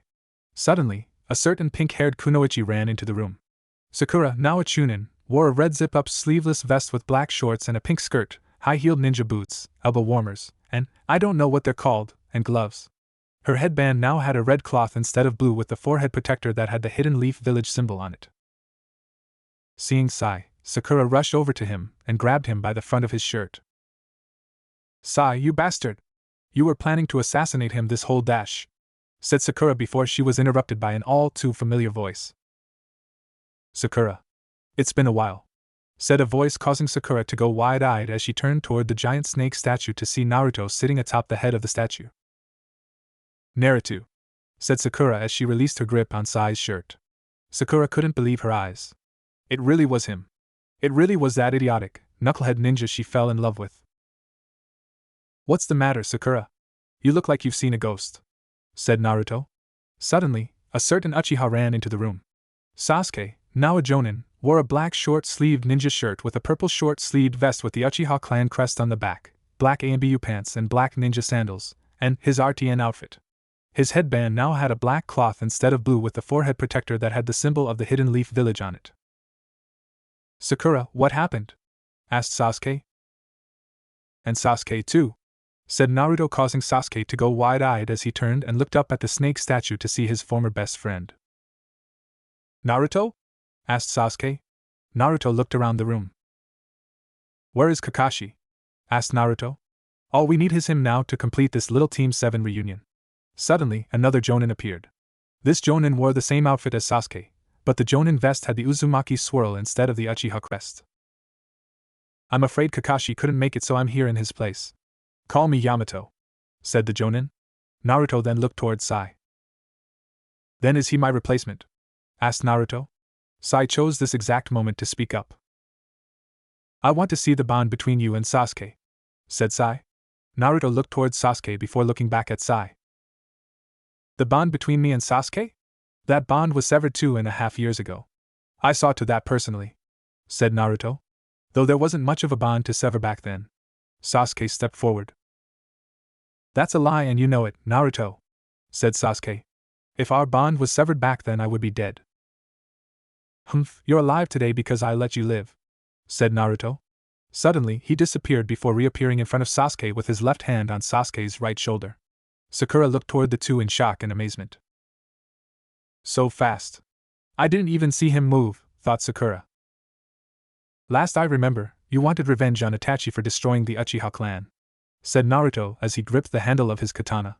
What happened to that? While looking straight ahead with determined look, Sasuke answered. I let it go when I saw what it was doing to my best friend, said Sasuke. Humph, Naruto grunted as he unsheathed his katana and made to stab Sasuke in the back. Naruto! Sakura shouted in an attempt to stop him. However, Naruto's blade only met the blade of Sai's katana, for the hidden leaf ninja had moved behind Sasuke to block the attack. The block you chose was the correct one, said Naruto as Sasuke and Sai leaped away from him. Sasuke pulled out several kunai and activated his 3-toed Sharingan, while Sai pulled out several shuriken before both ninja tossed the kunai and shuriken at Naruto. The young Jinchuriki, however, merely swung his katana at a speed so fast that Sasuke's Sharingan couldn't keep up and deflected the kunai and shuriken before sheathing his katana. Is that it? Asked Naruto. Sasuke gritted his teeth as he performed a couple hand signs before gripping his left wrist. His left hand became encased in lightning chakra as he charged up a Chidori. Chidori, huh? Alright, I guess it gives me a chance to test it out, said Naruto as he gripped his right wrist. Suddenly, his right hand became encased in lightning, causing Sasuke and Sakura's eyes widen in shock. He can use Chidori, they both thought. Naruto and Sasuke rushed at each other before colliding their Chidoras together. Lightning crackled around the two former friends as their Chidoras clashed. Sasuke glared at Naruto, while the Jinchuriki simply stared at him with that emotionless stare. Having had enough, the two jumped away from each other. How can you use Chidori? Asked Sasuke. Naruto simply stared for a moment before deciding to answer. I have 2 chakra natures, said Naruto. Your chakra natures are fire and lightning. Mine are wind and lightning. Naruto then unsheathed his katana before the blade became cloaked in lightning. Super Beast Scroll Dog! Shouted Sai as he unraveled the scroll, and out came several painted dogs that rushed at Naruto.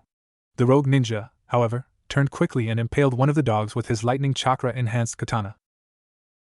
Lightning style, lightning current, said Naruto before an electrical current shot out of the first dog and engulfed the others, causing them to explode and cover the area in smoke.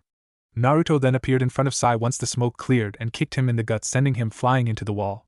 Sasuke then rushed at Naruto and threw a punch at him, but the rogue ninja simply caught the punch before elbowing Sasuke in the gut and threw him into the other wall. After recovering, Sai and Sasuke ran at Naruto. The rogue ninja, however, sheathed his katana before both his hands became encased in lightning. Seeing the danger immediately, Yamato performed a couple of hand signs. Wood style, wood hand jutsu, shouted Yamato as his right hand became wood and stretched towards Sasuke and Sai. Chidori stream, said Naruto as he released Chidori from his entire body just as Yamato grabbed Sasuke and Sai, shocking not just them, but him, too. Sakura was too shocked to move. Naruto can use Chidori and emit it from his entire body.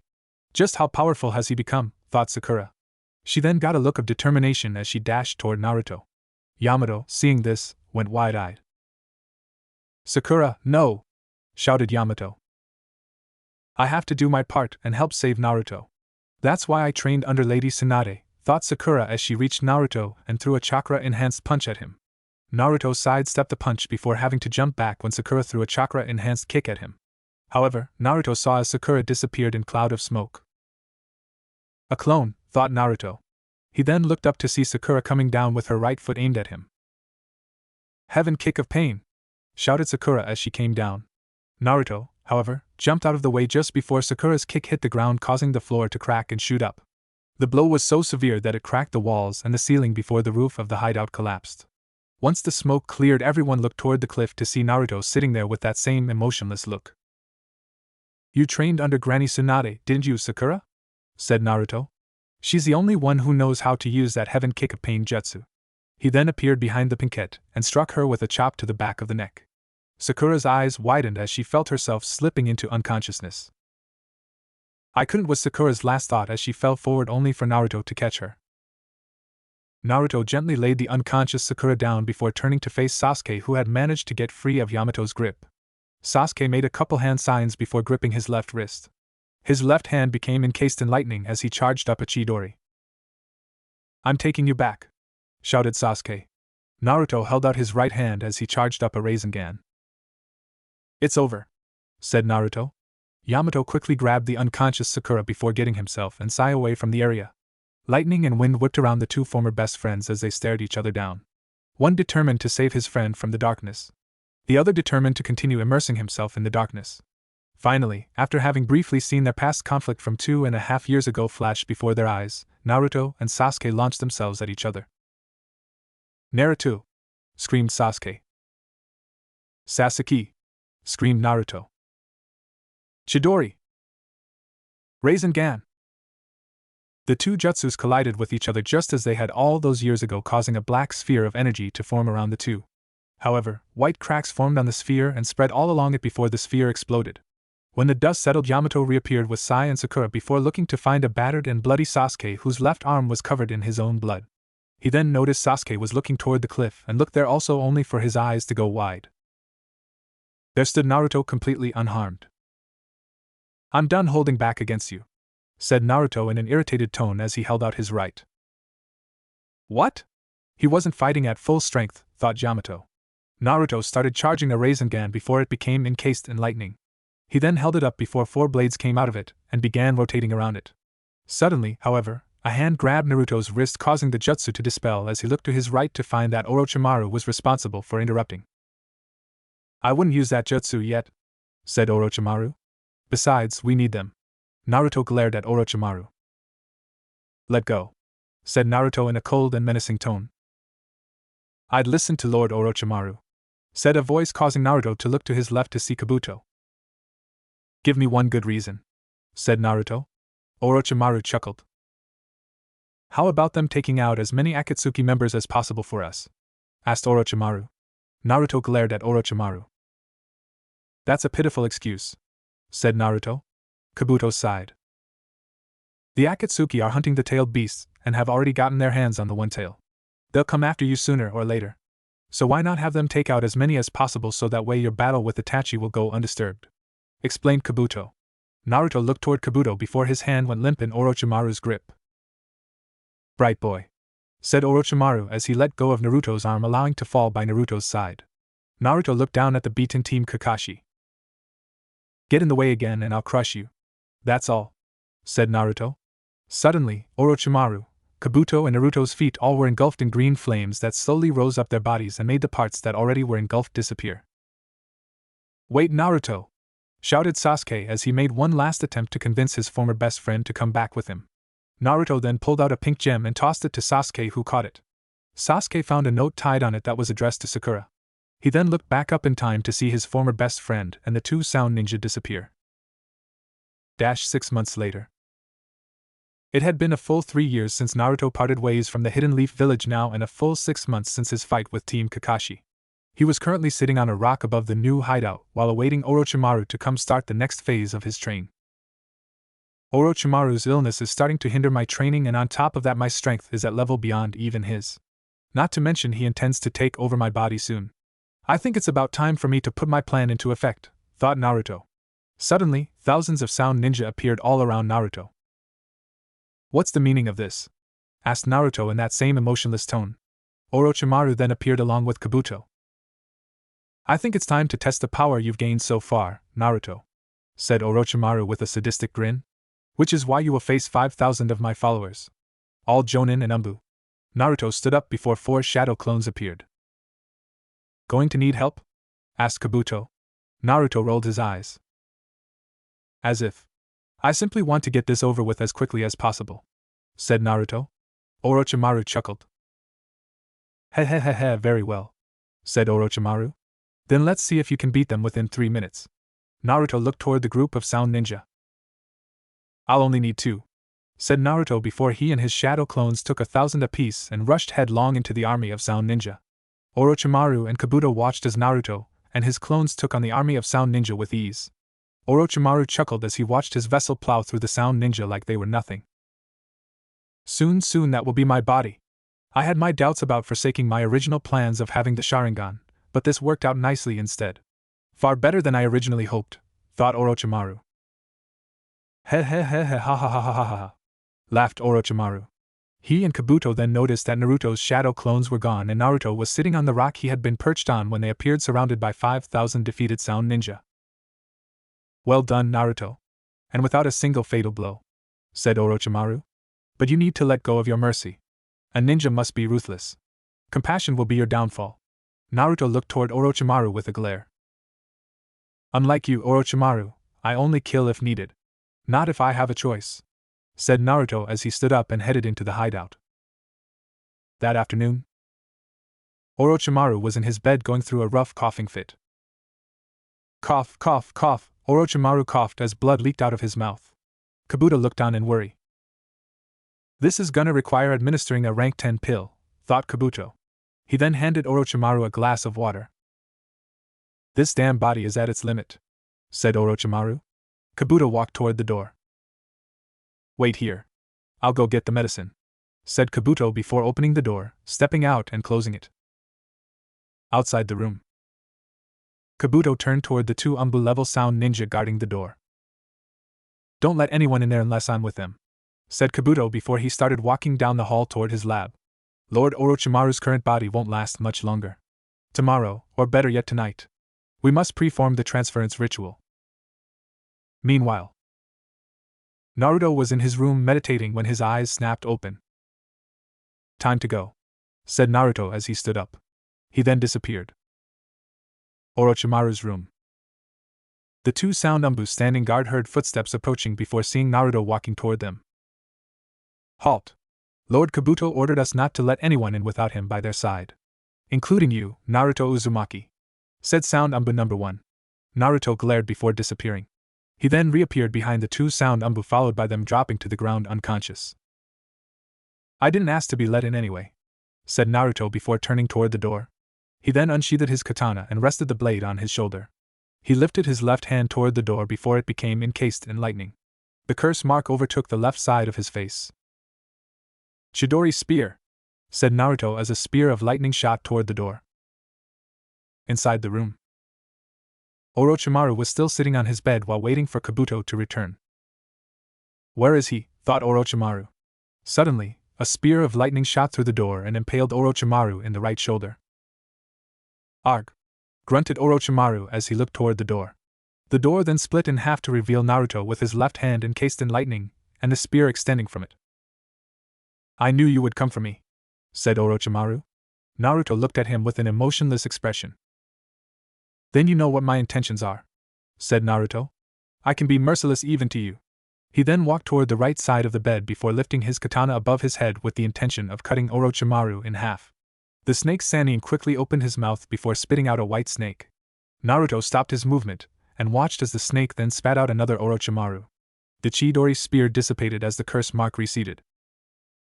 I am the only one who can give you the power to defeat Itachi, said Orochimaru. You were, but now the illness has ravaged your body beyond the point of no return. I dare say that you won't survive the night even if I don't kill you. And besides, you have nothing left to teach me, said Naruto. Orochimaru chuckled. He, then I guess it's time I claim my new body, said Orochimaru as he launched himself at Naruto, but the young Jinchuriki jumped to the left to dodge.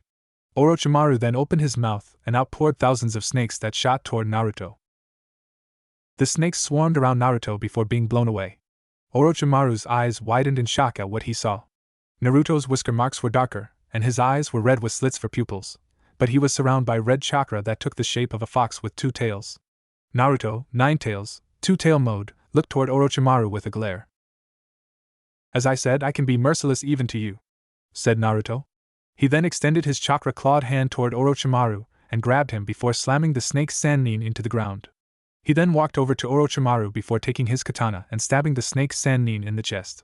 Orochimaru looked up at Naruto's cold red eyes before his own gold ones rolled into the back of his head. Naruto removed his katana from Orochimaru's chest before the red chakra dissipated and his whisker marks and eyes returned to normal. He then turned and started walking toward the door before quickly turning back around and hurling his katana at a giant white snake that had Orochimaru's features and hair. The katana impaled the great white snake before pinning it to the opposite wall. How did you know? Asked Orochimaru, great white snake. Naruto smirked. I may be stronger than you, but it takes more than that to bring you down, said Naruto. However, he suddenly found himself in a strange place with a fleshy ground. Suddenly, the fleshy surface began to rise up around Naruto, pinning him in place. Another part of the fleshy surface rose up before revealing Orochimaru's face. Where the hell am I? Asked Naruto. Orochimaru chuckled. This is the universe inside my body. This is where the transference ritual takes place, said Orochimaru. Now it's time to claim what is rightfully mine. As he said this, the flesh covering Naruto began to fully engulf him. Just as it was about to completely cover him, however, it suddenly turned black and melted completely away. What? Exclaimed Orochimaru. The transference ritual is being rejected? Suddenly, 3 large black tendrils rose up. Orochimaru looked toward Naruto to see that his eyes were red with slits for pupils. You thought that a Jinchuriki would be easier to control than an Uchiha, but you were mistaken.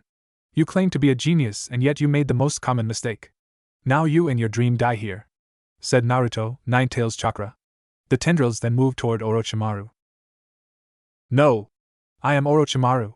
I am the one who will unlock the secrets of nature. I am immortal! Screamed Orochimaru as he was engulfed by the tendrils. Naruto's eyes returned to normal. You were chasing a hopeless dream. The secrets of nature will always remain just that, secrets, said Naruto. Reality. Kabuto had returned to find the guards unconscious. He then rushed into the room to find Naruto standing in the middle of the room. He then looked toward the opposite wall to find the great white snake pinned there by Naruto's katana. The great white snake? Does this mean the transference ritual is already complete? Thought Kabuto. Naruto then looked toward Kabuto. Kabuto, said Naruto before he walked over to the great white snake and removed his katana, allowing the corpse to fall to the ground. He then sheathed his katana before walking toward Kabuto. Which one are you? Asked Kabuto. Naruto stopped beside Kabuto before answering. Why don't you guess? Suggested Naruto. Kabuto fell to his knees. Then Lord Orochimaru is, said Kabuto. Naruto then walked out of the room. Hallway. Naruto walked out of Orochimaru's room. Now that I've absorbed Orochimaru's power, it's time to take out Itachi, but first I'm gonna need a team, thought Naruto. Right. First up is Suigetsu.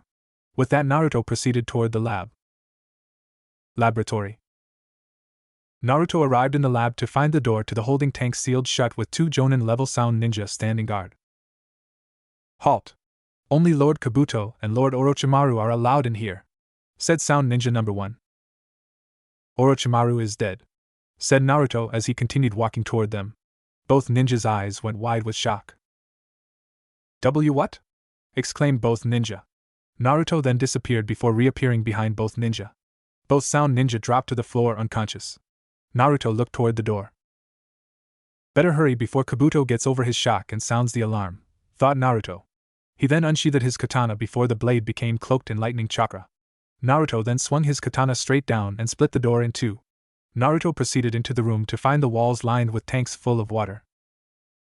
He then walked toward the one at the far end of the room. Let's get you out of there, Suigetsu, said Naruto. He then stabbed his lightning chakra-enhanced katana through the glass before cutting in a vertical line. Water leaked out before the pressure became too much for the tank and the glass shattered, causing the water to spill out.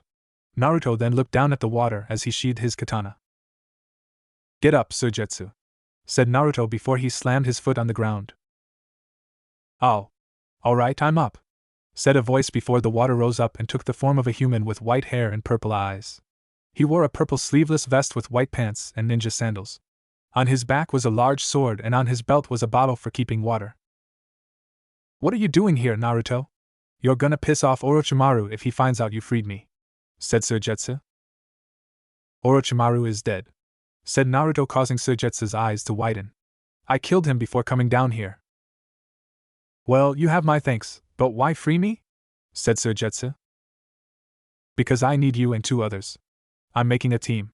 The choice is yours, said Naruto. Suigetsu mulled it over. Well, I do owe you for freeing me. Alright, I'm in, said Suigetsu. So who are we gonna recruit next? Karen. Naruto simply answered. Suigetsu groaned in annoyance. Not that woman. She and I don't get along well, said Suigetsu. Naruto turned and began walking toward the door with Suigetsu in tow. I'm not saying that you have to get along. Just cooperate, said Naruto. Suigetsu sighed. Fine, but no promises, said Suigetsu. Outside the hideout. Once Naruto and Suigetsu were out of the hideout, they began heading for the southern hideout. You do know that it's gonna take at least a full day and a half to get to the southern hideout, right? Asked Suigetsu. Naruto nodded. I know, but I know a place along the way where we can stay for the night, said Naruto. Unless you want to sleep on the hard, dry ground. Suigetsu immediately had a different opinion. Well, what are we waiting for? Let's go, said Suigetsu as he ran ahead. Naruto looked on with an emotionless look. Reminds me of Konoha, said Naruto before following after Suigetsu. Tree Felling Village. Naruto and Suigetsu arrived in Tree Felling Village to find business booming. Naruto looked up at the orange and red sky and saw the sun setting. There is a house just outside of the village surrounded by a few ponds and a river, said Naruto. Before Naruto could finish, Suigetsu was already on his way there. Tsubaki and Aoi's house. Naruto and Suigetsu arrived at Tsubaki and Aoi's house to find that it really hadn't changed much. The paint was new, but that was about it. Suigetsu, seeing the large river flowing by the house, immediately ran over and jumped in. Naruto shook his head. He then walked toward the house. Naruto, is that you? Asked a voice, causing Naruto to look toward the clothing line and see Tsubaki hanging some clothes to dry. Naruto nodded his head. Yes. It's been a while, Tsubaki, said Naruto. Tsubaki smiled as she walked toward him. It's so nice to see you again, Naruto. Aoi will be so happy, said Tsubaki. She's inside. Wait here while I go get her. Tsubaki then walked inside. A few seconds later, Naruto heard running footsteps before the door flung open and Aoi flew at him. She flew directly into him, knocking Naruto onto his back as she tackled him. Now in Naruto's defense, he could have dodged, but something told him he shouldn't. Welcome back, Naruto, shouted an extremely happy Aoi as she hugged the young Jinchuriki. Naruto patted her on the head. It's good to see you too, Aoi, said Naruto. That night, Naruto, Tsubaki and Aoi were having dinner. Suigetsu, however, opted to stay in the river instead. So you're only staying the night? Asked Aoi. Naruto nodded his head. Afraid so. My friend and I are heading somewhere that would take all night to reach, said Naruto. I wonder why your friend didn't want to come in, said Tsubaki. Naruto shrugged his shoulders. I think he's part fish, in all honesty. He loves being in the water more than on dry land, said Naruto. Aoi giggled, as did Tsubaki. So how has the village been? Asked Naruto. It's doing well. Now that the villagers are able to enter the crystal caves again, the village has been able to do business with other villages, said Tsubaki. In fact, a kunoichi from the Hidden Leaf came here with 2 other ninja to pick up some crystals ordered by the Hokage. Naruto's eyes widened as he heard this. They couldn't possibly, thought Naruto. What did they look like? Aoi chirped up. Well, the kunoichi had pink hair while the other 2 had black hair and silver hair, said Aoi. They're staying at the inn. Naruto then stood up. Is everything all right, Naruto? Asked Tsubaki. Naruto nodded his head. Yeah, I'm just gonna head into town and see if they have any extra shuriken and kunai, said Naruto before he walked out the door. Naruto thought a worried Aoi. Later, Naruto was jumping through the trees toward the village. What are they doing here? Even if it's a simple mission like picking up a delivery, if they find out I'm here, then they'll try to take me back to the Hidden Leaf, thought Naruto as he arrived in Tree Felling Village. He then headed to the inn before sneaking in. Naruto crept through the halls of the inn as he made his way to the rooms his former teammates were staying in. Sensing their chakra, Naruto approached a door before carefully peering in and finding none other than Sakura Haruno asleep in the bed. Carefully, he entered the room before closing the door. He then approached the bed and looked down at Sakura's sleeping form. So they are here, thought Naruto. He noticed her combat gloves and headband were on the nightstand while her ninja boots were on the floor in front of it. He then looked closer and noticed a pink gem attached to a chain around her neck. That's, thought Naruto as he remembered tossing the gem to Sasuke 6 months ago. He then sat on the bed before leaning toward Sakura and placed a gentle kiss on her forehead. He then raised up before getting a small smile on his face. You really do have a charming, wide forehead, Sakura, Naruto whispered.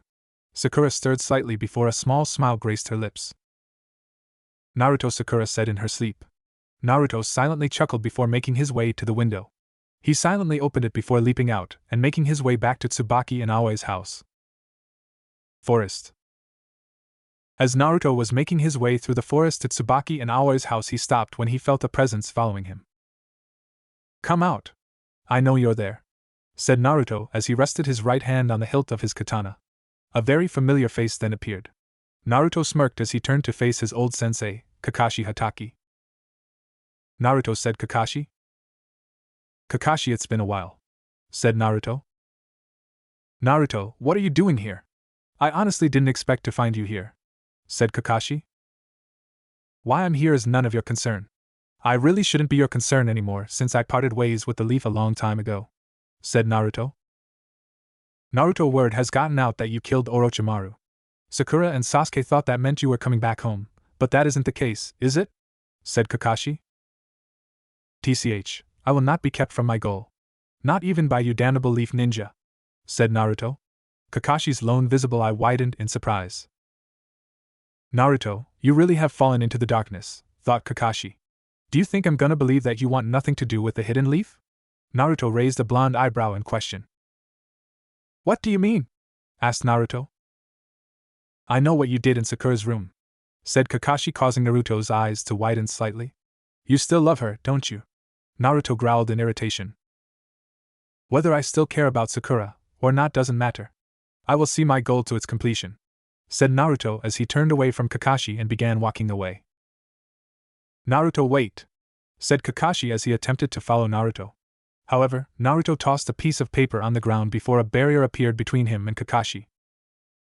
A barrier, thought Kakashi as he stopped in his tracks. And you won't stop me, said Naruto as he disappeared from sight. The next day. After saying goodbye to Tsubaki and Aoi, Naruto and Suigetsu continued on their way to the southern hideout. Do we have to recruit Karen? Asked Suigetsu. Naruto nodded his head. Karen is a sensory-type ninja.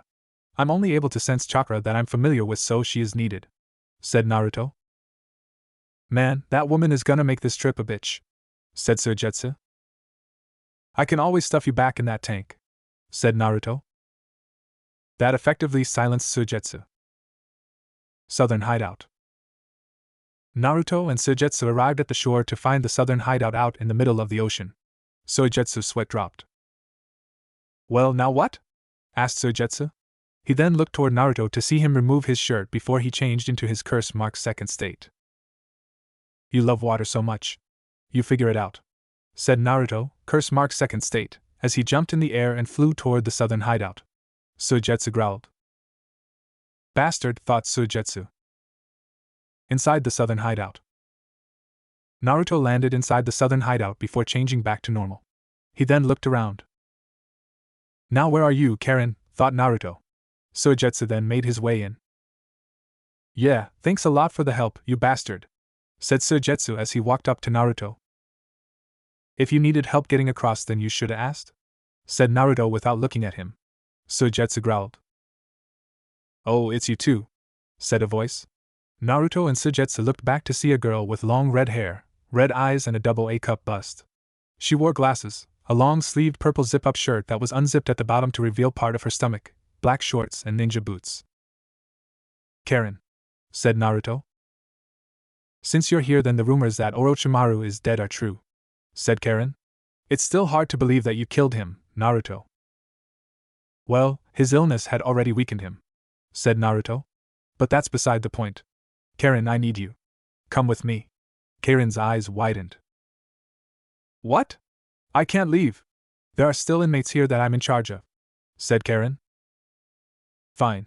Suigetsu, go free all the prisoners, said Naruto. Suigetsu rolled his eyes. Yes, sir, said Suigetsu as he gave a mock salute before walking away. Karen looked at Naruto with wide eyes. Now you don't have anyone to be in charge of. The choice is yours, said Naruto. Karen then looked at Naruto's shirtless chest before biting her lip. Like I'm gonna pass that up, thought Karen as she blushed. Well, okay. Naruto nodded his head. Good, said Naruto. Karen then walked up to Naruto. But what do you need me for exactly? Asked Karen in a seductive tone as she placed a finger on his chest. Just as I thought. All muscle. Very sexy muscle. I need you for your sensory skills, said Naruto. Oh well, not exactly what I thought he needed me for, but good enough, thought Karen. She then pressed herself against Naruto. But isn't there something else you need me for? I'd be able to do anything you want, said Karen as she started to unzip her shirt. I let out all the prisoners, boss, said Suigetsu as he walked back into the room, causing Karen to quickly zip up her shirt and separate herself from Naruto. Good work, Suigetsu, said Naruto as he put his shirt back on. Suigetsu then looked at Karen before smirking. And if you're gonna seduce someone, don't just throw yourself at them, Karen, said Suigetsu, causing a tick mark to appear on Karen's forehead while she adjusted her glasses. I wasn't throwing myself at him, nor was I trying to seduce him, Suigetsu, exclaimed Karen. Suigetsu chuckled. That's what it looked like to me, said Suigetsu. Karen growled. Enough, you two, said Naruto. Now that Karen has joined us, our next destination is the northern hideout. Suigetsu and Karen looked at Naruto. Why are we going there? Asked Suigetsu. To recruit Yugo, said Naruto. Karen's eyes widened in shock. Yugo? But he's not mentally stable. He could kill us without a second thought, said Karen. Naruto smirked. You let me worry about that, said Naruto. You just locate him when we get there. But it's gonna take at least 10 days to get to the northern hideout from here, said Karen. Naruto just shrugged. Then I hope you enjoy sleeping outdoors, said Naruto, causing Karen to sigh in defeat. Suigetsu just laughed. I don't get what your problem is, Karen. What's so bad about that? Said Suigetsu. Karen got a gleam in her eye as she found a way to get revenge on Suigetsu for interrupting her and Naruto earlier. The northern hideout is in the middle of the desert, said Karen, causing Suigetsu to pale. What? Asked Suigetsu. Naruto then spoke up. Get it together. We're heading out, said Naruto as he walked toward the exit with a smirking Karen in tow. Suigetsu sighed in defeat. Shit, said Suigetsu. -9 days later. Naruto, Karen and Suigetsu were walking through a forest that was near the desert. Karen and Suigetsu, however, were dead on their feet. Suigetsu from how dry it was getting and Karen from how dirty she felt from being unable to bathe.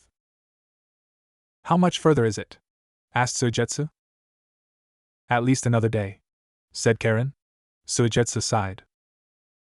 Hey boss, there has to be someplace we can stop to rest for the night. Someplace cool with lots of water maybe? Said Suigetsu. And a shower too, said Karen. Naruto sighed. He couldn't believe how pathetic they were, and yet he needs them to help him in completing his goal.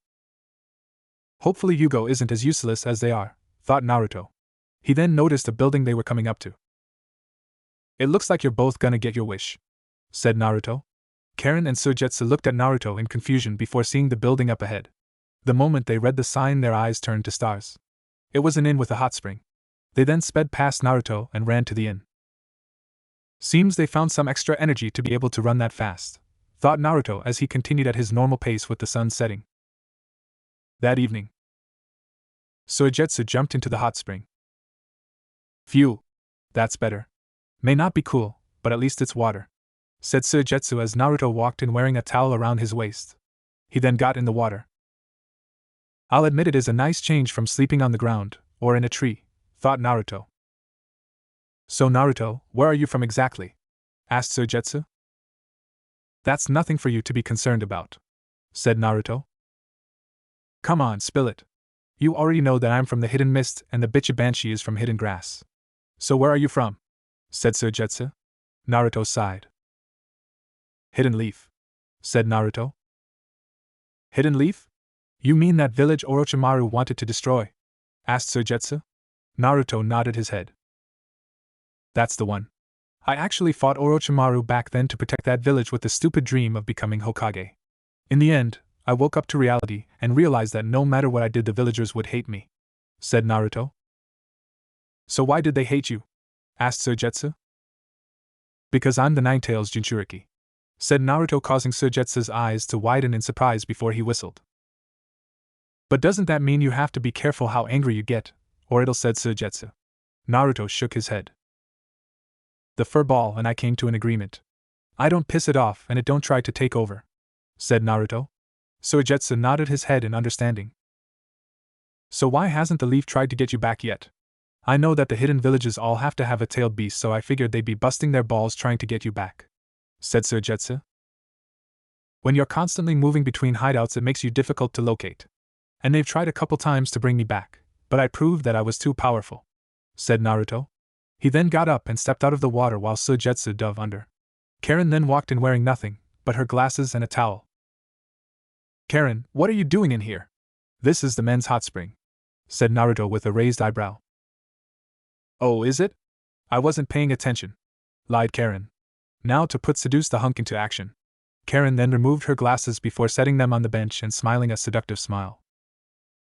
"But since we're alone, I figure we can get to know each other on a more personal level," said Karen in a seductive tone as she blushed. "Not interested," said Naruto. Karen then pressed herself against Naruto. "Oh, stop playing hard to get. Tell you what," said Karen as she gripped the knot in her towel. "How about I give you a little peek at what I have to offer?" As she said this, Karen undid the knot in her towel, allowing it to fall to the floor. Naruto could now see everything from Karen's perky nipples to her cleanly shaved. Karen had to hold in her giggling as she saw Naruto's unchanging expression, but his cheeks began to turn red. "He's blushing, which means I'm beginning to wear him down," thought Karen with a blush of her own. "Well, what do you say, Naruto?" At that moment, however, Suigetsu resurfaced. "This is the lift, hello!" exclaimed Suigetsu as he saw Karen's current lack of attire. Karen's eyes widened before she quickly snatched her towel off the floor and secured it around her petite form. "SS Suigetsu? What the fuck are you doing in here?" screeched Karen as several tick marks appeared on her forehead. Suigetsu smirked as he leaned back in the water. "This is the men's hot spring, Karen. So I could ask you the same thing," said Suigetsu. Karen growled. "You idiot!" screamed Karen as she picked up a bucket and hurled it at him. Suigetsu's eyes widened before the bucket hit him in the head. Naruto, however, had slipped out during the ensuing chaos. Naruto sighed. "Just a little longer. Just a little longer, and it'll be all over," thought Naruto as he made his way to his room. The next day. After redressing and paying for their stay, Naruto and his companions were back on their way. "We should reach the northern hideout soon, so be ready for anything," said Naruto. Karen and Suigetsu nodded their heads. "Right," they said in unison. Northern hideout. When they arrived at the northern hideout, they found that the inmates were out roaming. Naruto then turned to Karen. "Karen, is Yugo with any of these inmates?" asked Naruto. "Give me a minute," said Karen as she made a hand sign and closed her eyes. After a couple of minutes, she opened them again. "No, it seems Yugo isn't out here," said Karen. Suigetsu sighed. "Well, at least that saves us the trouble of picking him out from all of them," said Suigetsu. "These inmates are the result of Orochimaru's curse mark experiments," said Karen. "He threw them here when the curse mark drove them to insanity. So far, there are only 7 successful curse mark bearers and 5 of them are dead." Suigetsu's eyes widened slightly as he remembered something. "Say, Naruto, don't you have a dash?" asked Suigetsu before being interrupted. "We'll just have to force our way through," said Naruto as he unsheathed his katana. Suigetsu gave a malicious grin as he grabbed his sword. "Finally a chance to cut loose," said Suigetsu. "Can I tear him apart?" Naruto sighed. "Just don't kill any of them," said Naruto. It was Suigetsu's turn to sigh. "Fine," said Suigetsu before he and Naruto dashed toward the large group of curse-mark test subjects. Karen, however, was blushing as she watched Naruto mow through them with ease. "Oh, what a hunk! When he first came to Orochimaru, I didn't think much of him, but now, Naruto Uzumaki, you will be mine one day," thought Karen as she began to daydream of a life with Naruto. "Karen," said Naruto, waking said Kunoichi from her daydream. "Huh," said Karen as she looked at Naruto. I said let's go, said Naruto as he sheathed his katana. Karen then looked around at all the unconscious inmates. Right, said Karen. Soijetsu, meanwhile, was snickering. She was so caught up in her perverted thoughts about Naruto that she never realized we were done, thought Soijetsu. However, a rock suddenly struck Soijetsu in the back of the head, causing him to fall face first into the sand. Karen, the one responsible, huffed as she followed after Naruto. Inside Northern Hideout. Naruto, Karen and Soijetsu, who recovered from the blow he took, walked through the Northern Hideout with Karen pointing out where to go. However, they soon came to a fork in the road. Which way now, Karen? Asked Naruto. Karen closed her eyes as she felt for Soijetsu's chakra. She then opened them before pointing left. He's that way, said Karen. About time, said Soijetsu as he started walking that way. However, as Naruto started heading that way, Karen grabbed his arm and pulled him down the hall on the right. What is it, Karen? Asked Naruto. Karen then looked at Naruto with a blush. Yugo is actually this way, said Karen as she pointed down the right hallway. Naruto looked at Karen with mild curiosity. Then why did you lie and say he was the other way? Soijetsu is going the wrong way, said Naruto. Karen puffed out her cheeks. Soijetsu is annoying, so I said that to separate us from him. He'll catch on eventually, said Karen. Naruto sighed, but decided to let it go. Then are we close? Asked Naruto. Karen nodded her head. Yeah, he's just a little further, said Karen. Then let's go, said Naruto as he started walking with Karen in tow. Meanwhile, Soijetsu, who was still going the wrong way, sighed. Hey Naruto, do we really have to recruit Yugo? I mean, we can always find someone else, said Soijetsu. When he didn't get a response, he turned around to find Naruto and Karen gone. That bitch, said Soijetsu with a growl. Later. Naruto and Karen walked down a hall before arriving at a large metal door. This is it. Yugo is inside, said Karen. Just so you know, Yugo is the source of all the curse marks. Naruto gave Karen a curious look. What do you mean? Asked Naruto. I mean, he has a special enzyme in his body that causes him to go berserk. Orochimaru captured him and extracted this enzyme from him and developed the curse mark from it, said Karen as she approached the door. As she grabbed the handle, however, Naruto grabbed her shoulder and moved her away from the door before gripping the handle and opening it. Suddenly, a figure with orange hair and matching eyes with a gray t-shirt and shorts came flying out of the room. The left side of his face was covered in black flame-like tattoos and his left eye was black with a gold iris. His left arm had morphed into a gray spiky club. You! I'll kill you first! Shouted Yugo, Berserk State 1, as he lunged at Naruto and thrusted his left club-like fist at the rogue ninja. Naruto held up his arms to block the attack, but he and Yugo smashed into the opposite wall, causing smoke to shroud them. Naruto! Shouted Karen. Her eyes widened, however, when the smoke cleared to reveal Naruto in his curse-marked second state using his webbed hand-like wings to block the attack. He then spread his wings, forcing the berserking Yugo back. The curse mark then receded as Naruto put his shirt back on. Yugo, I'm not here to fight with you. I just want to talk, said Naruto, normal, as he pulled himself out of the crater in the wall. No talking! I'll kill you all! Shouted Yugo as he lunged at Naruto again. Suddenly, Soijetsu appeared and blocked Yugo's attack with his sword before forcing him back. You might as well forget trying to get through to him. In his current state, Yugo only knows one thing, said Soijetsu as he had an evil grin on his face. I'm gonna enjoy tearing you apart. Ha ha ha ha ha. Let's go. I'm gonna break every bone in your fucking body, shouted Yugo. Enough, said Naruto. However, Yugo and Soijetsu ignored Naruto's order as they dashed at each other. However, just as they were about to reach each other, Naruto walked between them before white snakes came out of his sleeves and wrapped around the two of them, effectively stopping them. This is Orochimaru's dash, thought Soijetsu. Don't make me repeat myself, said Naruto in a warning tone of voice. Suddenly, the markings on Yugo's face receded as his left arm and left eye changed back to normal. Certain that they wouldn't attempt to attack each other again, Naruto released the jutsu, and the snakes receded back into his sleeves. Who are you? What do you want? Why am I out of my room? Asked Yugo, normal, as he began to panic. Karen sighed in relief. Now that his berserking urge has subsided, he is back to normal. said Karen. Naruto looked at Yugo. Yugo, I need your power. Come with me, said Naruto. Yugo shook his head. I can't. What if I lose control again? Said Yugo. I will stop the rampage if necessary. I will be your cage, said Naruto. Yugo looked at Naruto in disbelief.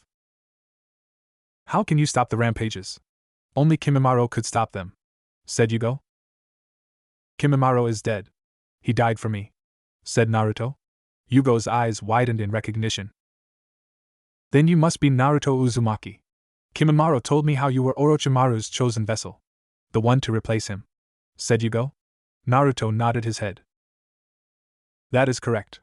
Now, will you come with me? Said Naruto. Yugo thought it over for a few minutes before answering. In a way, you're sort of like Kimimaro's reincarnation, said Yugo. Very well. I'll go with you.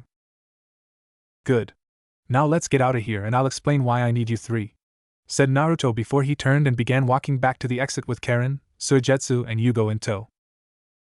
Outside the northern hideout. Naruto and his companions made it out of the hideout before he turned toward them. The reason I've recruited you three is because I need your powers to help me achieve my goal. From here on, we move as a team. I'm not asking you to get along with each other. I'm saying that you at least need to cooperate. From here on, we will be known as Heibi, said Naruto. Heibi has but one objective: the destruction of Itachi Uchiha. Akatsuki hideout. The remaining members of the Akatsuki were gathered together. Suddenly, the image of the Akatsuki leader appeared. So what's with this emergency meeting?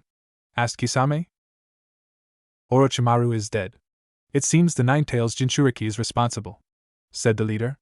Another man spoke up. What? Orochimaru was mine to kill, shouted the outraged man. Calm yourself, Deidara, said the leader. Another man with an orange mask then spoke up. Yeah, Deidara. Wouldn't want you to get too heated up and cause your detonating clay to blow up, said the man. Deidara looked toward the man with a glare. Shut up, Toby, ordered Deidara. While we're on the subject of dead members, where are Haiden and Kakuzu? I haven't seen them check in yet, said Kisame. They are dead as well. Sasuke Uchiha and the other Hidden Leaf Ninja are responsible, said the leader. Kisame smiled a vicious smile as he looked at his partner, Itachi Uchiha. Your little brother never fails to amaze, Itachi, said Kisame. Itachi remained silent. I'd watch your backs if I were you. Naruto Uzumaki is not as weak as you think him to be. And I can guarantee that you, Itachi and Kisame, are his targets. We can no longer wait. I am ordering the immediate capture of the Nine-Tails, said the leader. And remember, bring him back alive. With that said, the Akatsuki leader's image disappeared. Well, things are definitely getting more interesting, Itachi, said Kisame. Itachi remained silent before he and Kisame's images faded. So, what now, Deidara? Asked Toby as he looked at said bomb clay user. Deidara had a look of deep thought before he got an evil grin on his face. Toby audibly gulped. I don't like when you get that look on your face, Deidara, said Toby. Suddenly, Deidara's image faded. Hey, wait for me, Deidara, shouted Toby as his image faded. Meanwhile, Naruto sneezed as he and the rest of Heibi were eating in a diner while searching for clues on Itachi's location. Are you alright, Naruto? Asked Yugo. Naruto nodded his head. I'm fine, Yugo. Someone was probably just talking about me, said Naruto. He then looked down at his bowl of miso ramen. Not as good as old man Tucci and Iams, but decent enough, thought Naruto. Maybe once I've dealt with Itachi, then I'll go back. Naruto then got a sad smile as he realized what he thought. Like I'd be able to set foot in the village. Sasuke and Sakura would welcome me back with open arms, but everyone else would, thought Naruto. What's with the look, Naruto? Asked Karen as she broke Naruto from his thoughts. Naruto shook his head before masking his sad smile with his usual neutral expression. Nothing, Karen, said Naruto before he finished his bowl of ramen. Let's go. Naruto then stood up before paying for the meal and heading toward the exit. Yugo and Karen stood up and followed after Naruto. Suigetsu, however, remained seated. To hell with that. I'm ordering seconds, said Suigetsu. However, Karen approached Suigetsu and grabbed the back of his shirt. Let's go, Suigetsu, Karen said angrily before yanking Suigetsu out of his seat. Hey! Shouted Suigetsu. Later. Naruto, Suigetsu, Karen and Yugo were walking through a field when they stopped. Naruto then turned toward the other 3 members of Team Heibi. I want you 3 to continue searching for information on Itachi's location. Get as much as you can. Got it? Said Naruto. Yes. All 3 said in unison before they disappeared. Naruto sighed as he walked over to a rock before taking a seat. Those 3 remind me a lot of the old Team 7 back in our Genin days, thought Naruto. He then looked up at the sky as memories of his past came flooding back. Flashback. A younger Naruto Uzumaki, Sakura Haruno and Sasuke Uchiha were sitting on the roof of the Ninja Academy with their new sensei, Kakashi Hatake. Let's start with introductions, said Kakashi. You know what I mean. Likes, dislikes, hobbies and hopes for the future. That sort of thing. Naruto immediately raised his hand. Yes? Asked Kakashi. I think you should start by introducing yourself, sensei, said Naruto with Sakura and Sasuke agreeing with the blonde. Kakashi nodded his head. Alright. My name is Kakashi Hatake. I don't have any likes or dislikes and I have lots of hobbies. As for my hopes for the future, well, I haven't really thought about it, said Kakashi. Naruto, Sasuke and Sakura all sweat dropped with one thought in mind. That doesn't tell us anything. All we really learned was his name, all 3 thought. Kakashi then pointed toward Naruto. Alright. You in the orange? You're first, said Kakashi. Naruto gave a big grin. My name is Naruto Uzumaki. I like many types of ramen. My hobby is sampling the many different flavors. I hate the 3 minutes you have to wait after pouring the boiling water into the instant ramen cups, and my dream is, said Naruto, to become the Hokage, so then everyone will have to respect me. Oh boy, besides his dream this kid has got ramen on the brain, thought Kakashi before pointing at Sakura. You're next, Pinky? Sakura nodded her head. My name is Sakura Haruno. The things I like are, or the person I like is, looks at Sasuke and blushes. And my hobby is, looks at Sasuke and blushes again. My dream is to, looks at Sasuke, said Sakura. Sasuke gave Sakura a curious glance. Why do you keep looking at me? Asked Sasuke. Sakura's cheeks turned red before she giggled. And? Asked Kakashi. Sakura snapped out of her thoughts before continuing. And I absolutely hate Naruto. Sakura finished, causing Naruto to face-plant the ground. Why me? Naruto thought as he cried anime tears. Kakashi sighed. This one is too worried about boys to put in any serious effort, thought Kakashi before he pointed at Sasuke. And now we come down to you, Uchiha. Sasuke just folded his hands in front of his face as he glared straight ahead. My name is Sasuke Uchiha. I don't really like anything and I hate almost everything. My hobby is training, and what I have is not a dream, for I will make it a reality. I'm going to restore my clan and destroy a certain someone, said Sasuke. Naruto nervously gulped. I hope he doesn't mean me, thought Naruto. Kakashi nodded his head. Well, it seems I have a ramen-loving idiot, a fangirl, and a too serious Uchiha. I'm gonna have my hands full with these 3, thought Kakashi. The Jonin then stood up. All right, meet at the training grounds early tomorrow morning, said Kakashi. Naruto quickly spoke up. Are we going on a mission? Asked Naruto. Kakashi shook his head.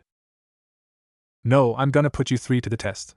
All Jonin sensei put their students through a test before they are allowed to become ninja, said Kakashi.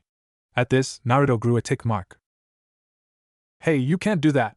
We're already ninja, shouted Naruto. Sakura nodded her head in agreement. That's right. We became genin after we passed the final exam, said Sakura. Kakashi, however, chuckled. That exam is child's play. This exam is the true test to see if you are ready to be ninja. Also, it has a 66% failure rate, and if any of you fail, even one of you, then all 3 of you will be sent back to the academy, said Kakashi, causing Naruto, Sasuke and Sakura's eyes to widen in shock. Oh, and don't eat breakfast tomorrow, or you'll throw up. See ya, said Kakashi before he disappeared in a swirl of leaves. Naruto, Sasuke and Sakura all 3 looked at each other with one thought in mind. I have to pass. Flashback end. Naruto sighed as he closed his eyes. Back then, everything seemed so simple. Get stronger, become Hokage, and then I wouldn't be looked down on. But then, all this happened, thought Naruto as he grabbed his left shoulder where the curse mark was.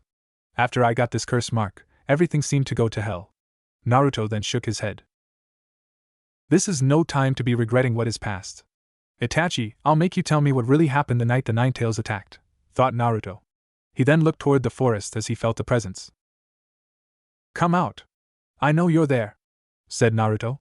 Immediately, Deidara and Toby appeared. We've been looking for you, Nine Tails, said Deidara. Deidara, are you sure he's Nine Tails? He doesn't appear to have 9 tails and he doesn't look like a fox, said Toby. Deidara looked at Toby with a glare. He's the Nine Tails Jinchuriki. How the hell did you get into the Akatsuki, asked Deidara. Toby scratched his head in thought. Luck? Said Toby, causing Deidara to face-plant the ground. Naruto's sweat dropped. And people used to call me an idiot, thought Naruto. Deidara then stood up. One more word out of you and you'll wake up in a hospital with third-degree burns all over your fucking body, Toby, Deidara growled out. Toby immediately made a zipping motion with his right hand over the lower part of his mask where his mouth was underneath it. You two, said Naruto, gaining Deidara and Toby's attention, are with the Akatsuki. Tell me where Itachi Uchiha is. Deidara chuckled. Wouldn't you like to know? Unfortunately, you won't be getting to him because you're going to be coming with us, said Deidara. Naruto just glared at the two. I'm afraid that won't be happening. Regardless of the fact that the Nine Tails made my childhood a living hell, he's still a part of me. He'll be a part of me until the day I die, said Naruto. Deidara chuckled. Hey, I'm afraid you don't have a choice, said Deidara before he tossed some clay spider bombs at Naruto. The rogue ninja, however, quickly unsheathed his katana and cut the clay spiders in half. He then looked at Deidara to see him making a single-hand seal. Naruto's eyes widened as he noticed the clay spiders began to glow. Shit! Cursed Naruto as the bombs exploded, clouding him from vision. Ahu, I think you got him, Deidara, said Toby. However, Naruto suddenly came rushing out of the dust cloud with a large Rasengan in his right hand. Deidara growled as he held up his right hand in a single-hand seal. As Naruto got close, he thrusted the Rasengan into Deidara's stomach, causing the clay user's eyes to widen in shock.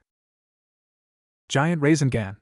Shouted Naruto as the large Rasengan slammed into Deidara's stomach. The jutsu twisted the bomb clay user's stomach before the jutsu grew even larger, consuming Deidara. Toby quickly leapt into a tree to escape the blast. Oh Deidara, you idiot! You went and got yourself killed! Shouted Toby. Alas, I knew thee well. When the resulting dust cloud settled, however, Deidara was nowhere to be seen. Naruto looked around for the bomb clay user. Where is he? That wasn't strong enough to kill him. I need him alive to find Itachi, thought Naruto as he looked all over for Deidara. Would you shut the fuck up already, Toby? Shouted a voice. Naruto and Toby looked up at the sky to see Deidara riding a large clay dragon. Toby sighed in relief. Deidara, you're alive. Oh, thank goodness. I was worried I was gonna have to find a new partner, shouted Toby. Deidara's eyebrow twitched as a tick mark appeared on his forehead. Just shut up and get it ready, said Deidara. Aye, sir, said Toby as he saluted before disappearing. Naruto just glared at Deidara before pointing his right hand toward him. Naruto's hand became encased in lightning before the electrical surge shot forward at Deidara. However, when it almost reached Deidara, it fizzled out. Naruto growled in irritation. Damn it! He's staying just out of reach, thought Naruto. Deidara then tossed a few clay birds at Naruto. The Nine Tails Jinchuriki quickly backflipped to avoid the birds, causing them to collide with the ground and explode. Naruto looked up at the flying clay dragon and saw as a portion of the tail sunk inward before the mouth opened, revealing a miniature clay dragon. Deidara then fired the mini clay dragon at Naruto, but the Uzumaki quickly moved left to dodge. Predicting it, however, Deidara made a single-hand seal. The mini clay dragon then changed direction and followed Naruto. Just as it was about to hit him, Naruto quickly leapt back, causing the mini dragon to hit the ground and explode. Naruto landed and skidded to a stop before looking back up at Deidara. Heh, not bad, said Deidara before making another hand seal. Another portion of the large clay dragon's tail sunk inward before it opened its mouth, revealing another mini clay dragon, but this one was larger than the last one. However, this one has a little more bite to it, said Deidara before launching the mini clay dragon at Naruto. The mini clay dragon flew straight at Naruto before impacting and causing an explosion greater than the one before. However, Naruto leaped out of the smoke and skidded to a stop. What? Asked Naruto when he looked down to investigate what his foot hit. Deidara smirked. Gotcha, thought Deidara as he made another hand seal. Instantly, the spot Naruto was standing on blew up, consuming the Uzumaki in the blast. Deidara's smirk widened as he looked down at the large cloud of smoke. I think I finally got him. Now to just capture him and take him back to headquarters, thought Deidara. However, his smirk fell when the cloud of smoke receded. Naruto was on one knee shirtless, but his hair was a sickly pale orange and reached down to his waist. His skin was gray, he had a black X on his face, his nails resembled claws, and he had two webbed hand-like wings protruding from his back. Naruto looked up at Deidara to reveal the whites of his eyes were black while the iris were red and his pupils were now slits.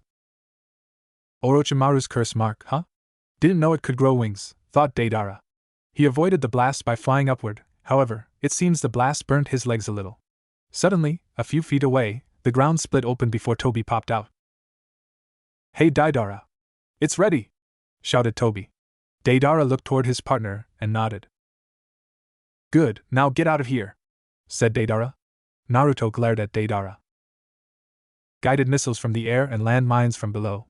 To top it off, he's staying just out of range of my attacks, thought Naruto, curse mark's second state. Deidara chuckled. It's the coordinated attacks from the air and the land mines from below that are preventing your movement, said Deidara. That's the point of the C2 explosives. The ground is littered with landmines to keep you from moving around. Naruto just chuckled, causing Deidara to growl in irritation. What's so fucking funny, asked Deidara. Your little art is the only way you even stand a glimpse of a chance against me, said Naruto as he smirked. Why don't you come down here and actually attack me yourself? Because honestly, your art is pathetic. It doesn't even have the right to be called art. Deidara's right eye twitched as he saw red. With Toby. Oh, if there's one thing you never say in front of Deidara, it's that his art is pathetic and shouldn't be called art, said Toby from his perch in a nearby tree. He then looked toward Naruto.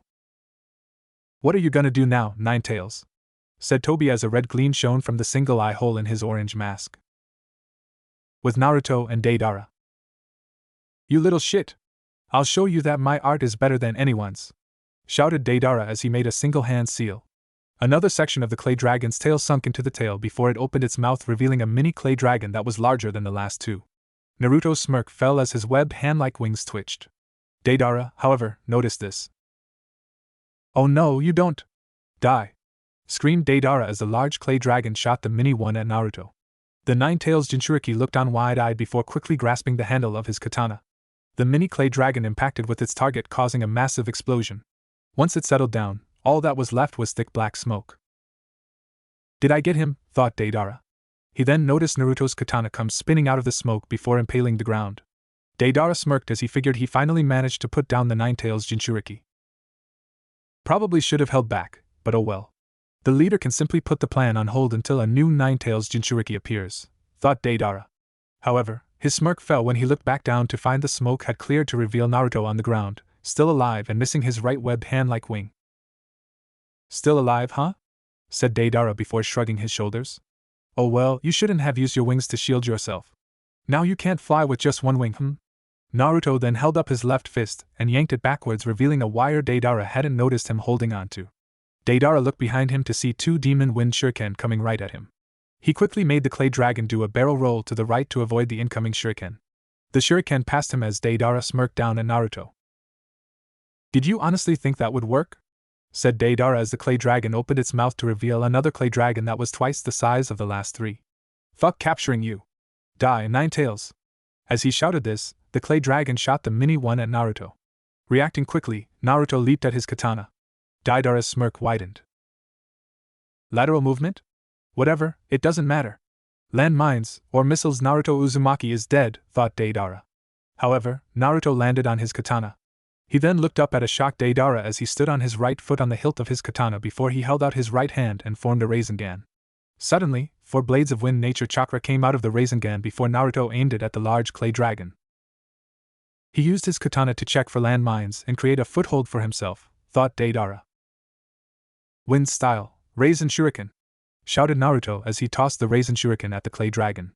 Deidara's eyes widened in shock at the incoming jutsu. It's too fast to avoid, thought Deidara. He quickly leaped off his clay dragon and watched as the Rasen Shuriken struck it before turning into a large sphere of wind nature chakra. As he landed on the ground, Deidara saw his clay dragon being torn to shreds as though the jutsu were thousands of blades cutting it at rapid speeds. Naruto's curse mark receded back to its original spot on the left side of his neck. His features returned to normal, while his hair returned to its original spiky blonde and normal length. The last to change back was his eyes, which returned to normal white with blue iris and normal round pupils. What little remained of the clay dragon came crashing back to the ground, causing Deidara and Naruto's eyes to widen in shock. Shit! The landmines, thought Deidara as he leapt into the trees. Naruto made a couple of hand seals before extending his left hand towards some nearby trees. White snakes came out of the curse mark before they shot toward the nearest tree and wrapped around it. They then pulled Naruto away while he quickly grabbed his katana. The remaining pieces of the clay dragon hit the ground, causing the landmines to go off, resulting in multiple large explosions. When the explosion settled, Naruto looked around for Deidara while the snakes receded back into the curse mark. He then leaped back into the open field, which was now a crater. Where is he? I know he got out of the explosion alive, thought Naruto. He then quickly leaped back to avoid clay birds that tried striking him. Why won't you die? Shouted a voice, causing Naruto to look up and see Deidara flying on a large clay bird. He also noticed that the Akatsuki member had discarded his Akatsuki cloak, revealing that underneath he was wearing a sleeveless black ninja shirt with a chainmail undershirt. He also noticed that both of Deidara's arms seemed to be stitched on, suggesting that they had been severed a while back. Naruto smirked as he stood up straight.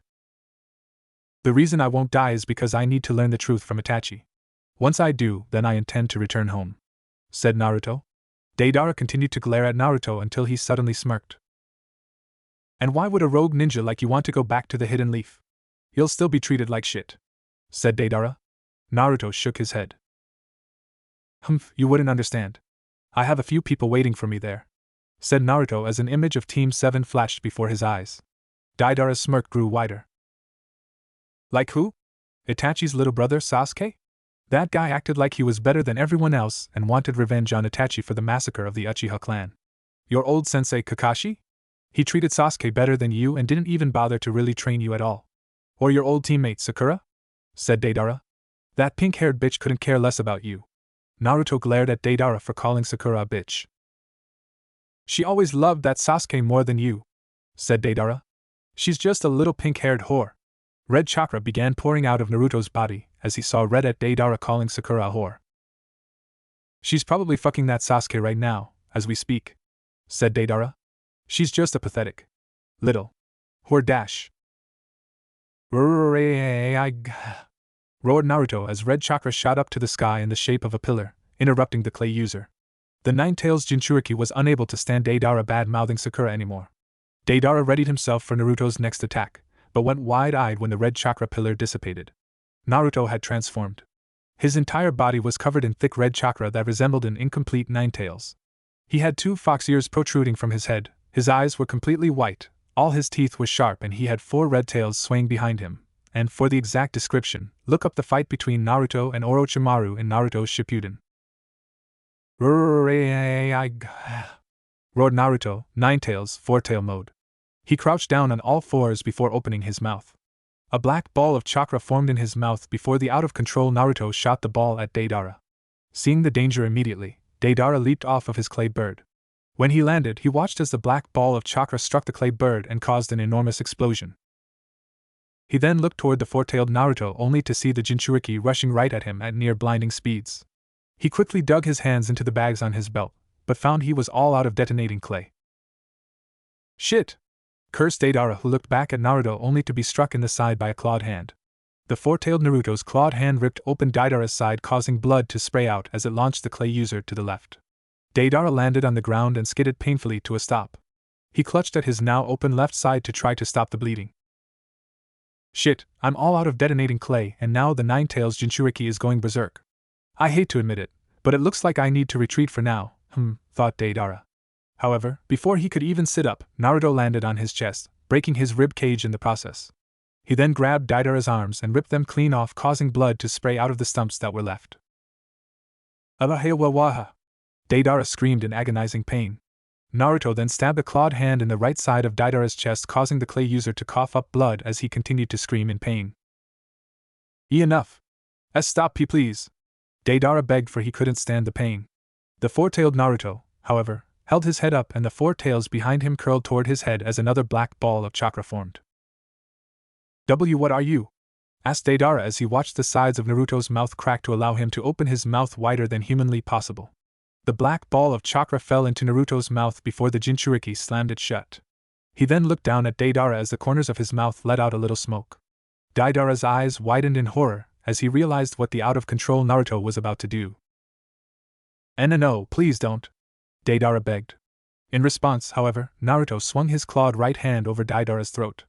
Blood poured out of Deidara's throat as the clay user's pleas turned into gurgling when his throat opened up.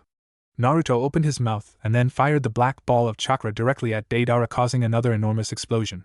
When the smoke cleared, it revealed an unharmed four-tailed Naruto standing on the remains of Deidara's shirt and the device that he wore over his left eye. Roared Naruto before the red chakra dissipated, leaving behind a slightly burned Naruto before he collapsed to the ground. With Tobi, who had witnessed all this transpire, sighed. Deidara should have known better than to provoke a Jinchuriki. Especially one who has yet to gain control over his tailed beast. Said Tobi. I wonder if I should bring in 9 tails now, or not. He then looked at the unconscious Naruto from afar before chuckling. I think I'll let him enjoy his freedom a little bit longer, said Tobi before the air around him began to swirl and distort. He then disappeared in the distortion. Later, Naruto, normal, regained consciousness and opened his blue eyes only to see the concerned faces of his fellow Heibi teammates. Are you all right, Naruto? Asked Karen as she gently helped the Jinchuriki sit up. I'm fine, said Naruto as he gripped his side. What are you three doing here? Suigetsu spoke up. Well, we were in town trying to get information on Itachi when we heard this huge-ass explosion. We all looked toward the source and saw this pillar of red chakra shooting into the sky. Since you're really the only one with that colored chakra, we thought you were in trouble and came running only to find you passed out here. Suigetsu explained. Naruto looked around the crater that was once an open clearing only to find the charred remains of Deidara's clothes and the device he wore over his left eye. That's right, said Naruto. I fought 2 Akatsuki members and killed one of them. The other one got away, I think. He then stood up, but lost his balance and leaned into Karen, much to the red-haired Kunoichi's pleasure. Naruto is shirtless and leaned against me. Yes, thought a blushing Karen. Naruto, you're seriously injured. We need to get you help, said Yugo. Naruto then had Karen help him sit back down. I know a few people who can help, said Naruto. The other 3 members of Heibi gave Naruto questioning looks. Who? They all asked in unison. Naruto bit his right thumb, causing a little blood to leak out. You'll see soon enough, said Naruto before he slammed his right hand on the ground. A summoning seal appeared on the ground before Team Heibi was shrouded in smoke. When the smoke cleared, they were gone. A cloud of smoke erupted from a seal that formed on the ground. When the smoke cleared, Team Heibi appeared. Karen, Yugo, and Suigetsu looked around at their surroundings to find lush grass, springs of water, and frog statues. However, what really got their attention was, Hey, what the hell is with the friggin' gravity? Exclaimed Suigetsu, who found it difficult to move.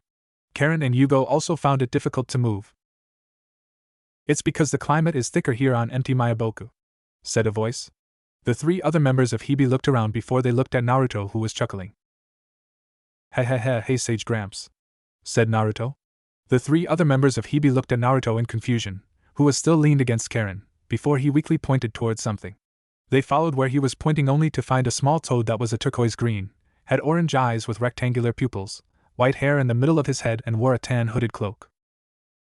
Naruto boy, what happened? Asked another voice that seemed panicked. Suddenly, a female purple toad with the same eyes as the male one and wore the same cloak appeared on Naruto's lap with a worried look. Hey Granny Toad, said Naruto as he smiled weakly at the female toad. The male toad, Fukasaku, spoke up. Naruto boy, what happened to you? Who did this? Asked Fukasaku. Naruto sighed. An Akatsuki member named Deidara. Don't worry, I beat him, said Naruto. He then blinked his eyes to get rid of the black spots he was starting to see. I'll explain later, but could you help me? I think I'm starting to lose. Naruto started before he passed out. The female toad, Shima, quickly leaped off of Naruto's lap. She then looked at Karen. You lass, do you know medical ninjutsu? Asked Shima. Karen looked at Shima in surprise before nodding her head. A little, yeah? Said Karen. Shima nodded her head. Good, then help me get Naruto boy into the hut. I'll need your help healing him, said Shima. Karen threw Naruto's right arm over her shoulders before gently lifting the unconscious Jinchuriki, albeit with difficulty due to the heavier gravity of empty Mayaboku, and began leading him to the hut with Shima leading the way.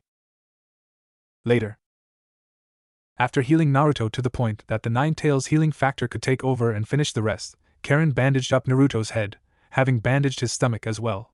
She then looked to Shima, who was wetting a rag to clean off the blood splatter on Naruto. Lady Shima, may I ask you something? Asked Karen. Shima looked at Karen and smiled. Of course, lass, said Shima as she cleaned off more of the blood splatter. What do you know about Naruto? I mean, why did he leave the hidden leaf? Asked Karen. Shima's smile fell as she sighed. Even though he claims that it's to get the truth about the Nine-Tails attack on the leaf the day he was born, that isn't the case. The real reason is because he just couldn't stand how he was treated in the village, said Shima. And the final straw was his teammate, Sakura, paying more attention to another teammate of his, Sasuke. He's always loved Sakura since the day he met her, but she loved Sasuke, so he kept his feelings for her a secret. Shima then glared. But then that bastard Orochimaru branded him with that horrible curse mark and corrupted that kind-hearted boy into what you see before you, said Shima. A young man who is consumed in his anger and just wanting to be accepted. Karen looked at the unconscious Jinchuriki with sadness. Naruto, thought Karen. Suddenly, the blonde stirred before opening his blue eyes. He then sat up. Take it easy, dear. You're still injured, said Shima. You need to lay back down and rest. Naruto looked at the female toad before smiling. It wasn't a real one, but one to put those he still considered close to him at ease. I'm fine, Granny Toad. I heal pretty quickly thanks to my condition, said Naruto. He then stood up from the bed only to bang his head on the low ceiling, causing him to cringe as he plopped back down on the bed. Son of a bitch, cursed Naruto as he rubbed his head. He was certain that he was gonna have a headache later after that. Karen sighed. Don't go getting yourself hurt for no reason, idiot, Karen berated Naruto. The Jinchuriki looked at Karen with his usual emotionless expression before his eyes widened in surprise as a certain pink-haired kunoichi appeared in Karen's place. Don't go getting yourself hurt for no reason, idiot. Naruto quickly shook his head and looked back to see Karen again. He then stood up, making sure to watch the low ceiling, and walked toward the front door. Naruto? Asked Karen in an attempt to get the young Jinchuriki's attention. However, he ignored her and opened the door before walking out. Outside, Naruto walked out to find that it was already dark. He scanned around the area before spotting Fukasaku sitting on a nearby rock and walked over to the elder toad. Ah, Naruto boy, it's good to see you're awake, said Fukasaku as he saw Naruto take a seat on the rock next to him. Thank you for helping me, said Naruto. I know you must have had second thoughts about healing me. Fukasaku sighed as he looked up at the moon. Naruto boy, while Ma and I don't approve of the path you've taken, we would never turn our backs on you. If anything, we toads are fiercely loyal to our friends, said Fukasaku. But I know you didn't just come here for medical aid. Naruto nodded his head as he looked up at the moon as well. I want you to teach me Sage Jutsu, said Naruto. I know I don't have any right to ask this, but my battle with that Akatsuki member showed me that I need more power if I want to stand a chance against Itachi. Fukasaku sighed. Naruto boy, I already know that Itachi isn't the reason you left the village, said Fukasaku. You left to get away. To get away from the hateful glares of the villagers and to get away from their criticism. And also to get away from a love unreturned. Naruto looked at Fukasaku with eyes wide in surprise before looking at the ground. Yeah, but I still couldn't, said Naruto. Fukasaku then looked at Naruto. Tell me, Naruto boy, what do you intend to do once you've dealt with Itachi? Asked Fukasaku. Naruto looked at Fukasaku for a few minutes before taking a deep breath and looking at the moon. Once I've dealt with Itachi, then I intend to return to the Hidden Leaf, said Naruto. I want to apologize to my old team for what I've done and everything I put them through. And I'll face whatever punishment the leaf passes on me. Fukasaku looked at Naruto wide-eyed for a moment before smiling. Perhaps the darkness hasn't completely corrupted you, Naruto boy, thought Fukasaku. He then stood up. In that case, we best get started, said Fukasaku. Naruto looked at Fukasaku in surprise before nodding his head. Right, said Naruto. The next day, Surgetsu was lounging in one of the lakes on empty Mayaboku, glad that it had so many wet spots to choose from. It was also heated so it felt like a hot spring. Sitting across from him was Yugo, who seemed to be relaxing as well. Ah, this feels great. No hunting information on Itachi, no fighting Akatsuki members, and no red-headed banshee yelling, thought Suigetsu. He then heard a crack followed by someone cursing before looking over his left shoulder to see Naruto standing on a large spike, and somehow it didn't go through his bare feet, rubbing his head while Fukasaku, who was holding a cane, was berating him for something. He then watched as Naruto nodded his head and clenched his hands into fists before pressing them together and closing his eyes. Hey Yugo, said Suigetsu as he turned back toward the orange-haired man. What do you think Naruto's trying to do over there? He's been at it for hours with whatever he's trying to do.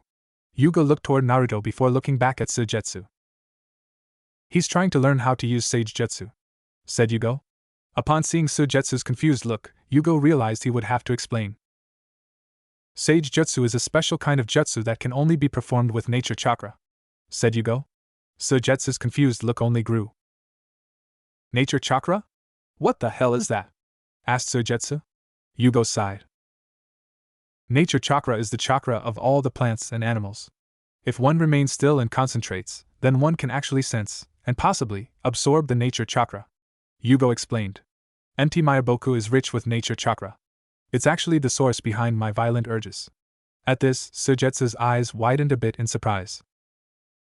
Wait, if nature chakra is the source of your violent urges, then wouldn't it be bad for you to be in a place rich with nature chakra like here? Asked Suigetsu. Yugo nodded his head. Normally, yes. I talked to Lady Shima, though, and she said that, while my clan has been known to be thrown into murderous fits by nature chakra because we are unconsciously intaking nature chakra, empty Mayaboku is always peaceful and it seems to be containing my urges, rather than instigating them. Explained Yugo. Suigetsu nodded his head in understanding. Makes sense. Too bad, though, said Suigetsu as he got an evil grin. I like when you go berserk. It makes fighting you more fun. Yugo sighed as he shook his head. Meanwhile, Karen was watching Naruto with rapt attention as he meditated and attempted to intake as much nature chakra as possible. She saw as his eyelids and around his eyes turned orange, showing he was entering sage mode. However, his face started to turn into a toad's face, prompting Fukasaku to jump up and smack him on the head with his cane, breaking Naruto's focus and causing his face and eyes to change back to normal. Naruto hunched over and held his head in pain. Fucking son of a bitch! Naruto swore as he looked at Fukasaku with a glare, but said nothing more as he knew why Fukasaku kept hitting him to break his focus. He then sighed before resuming his stance. A few weeks later, Naruto, still wearing his regular Heibi outfit, but changed the orange long-sleeved open shirt for a orange sleeveless open shirt with the Uzumaki swirl on the back, was standing before Fukasaku, who was perched on a rock. He still had bandages around his head and stomach. All right, Naruto boy, let's see what you've got, said Fukasaku as he looked toward a large toad statue. Lift that statue. Naruto nodded his head before closing his eyes. As he gathered the nature chakra around him, Naruto's eyelids and around his eyes turned orange. He then opened his eyes to reveal that the iris were gold instead of blue and his pupils were now rectangular. He walked over to the statue and picked it up with one hand, earning surprised looks from his team and Shima. Suigetsu whistled, clearly impressed. Whoa, not bad, said Suigetsu, who grabbed his sword off his back. How about a little spar to see just how strong you are in that form, and Naruto?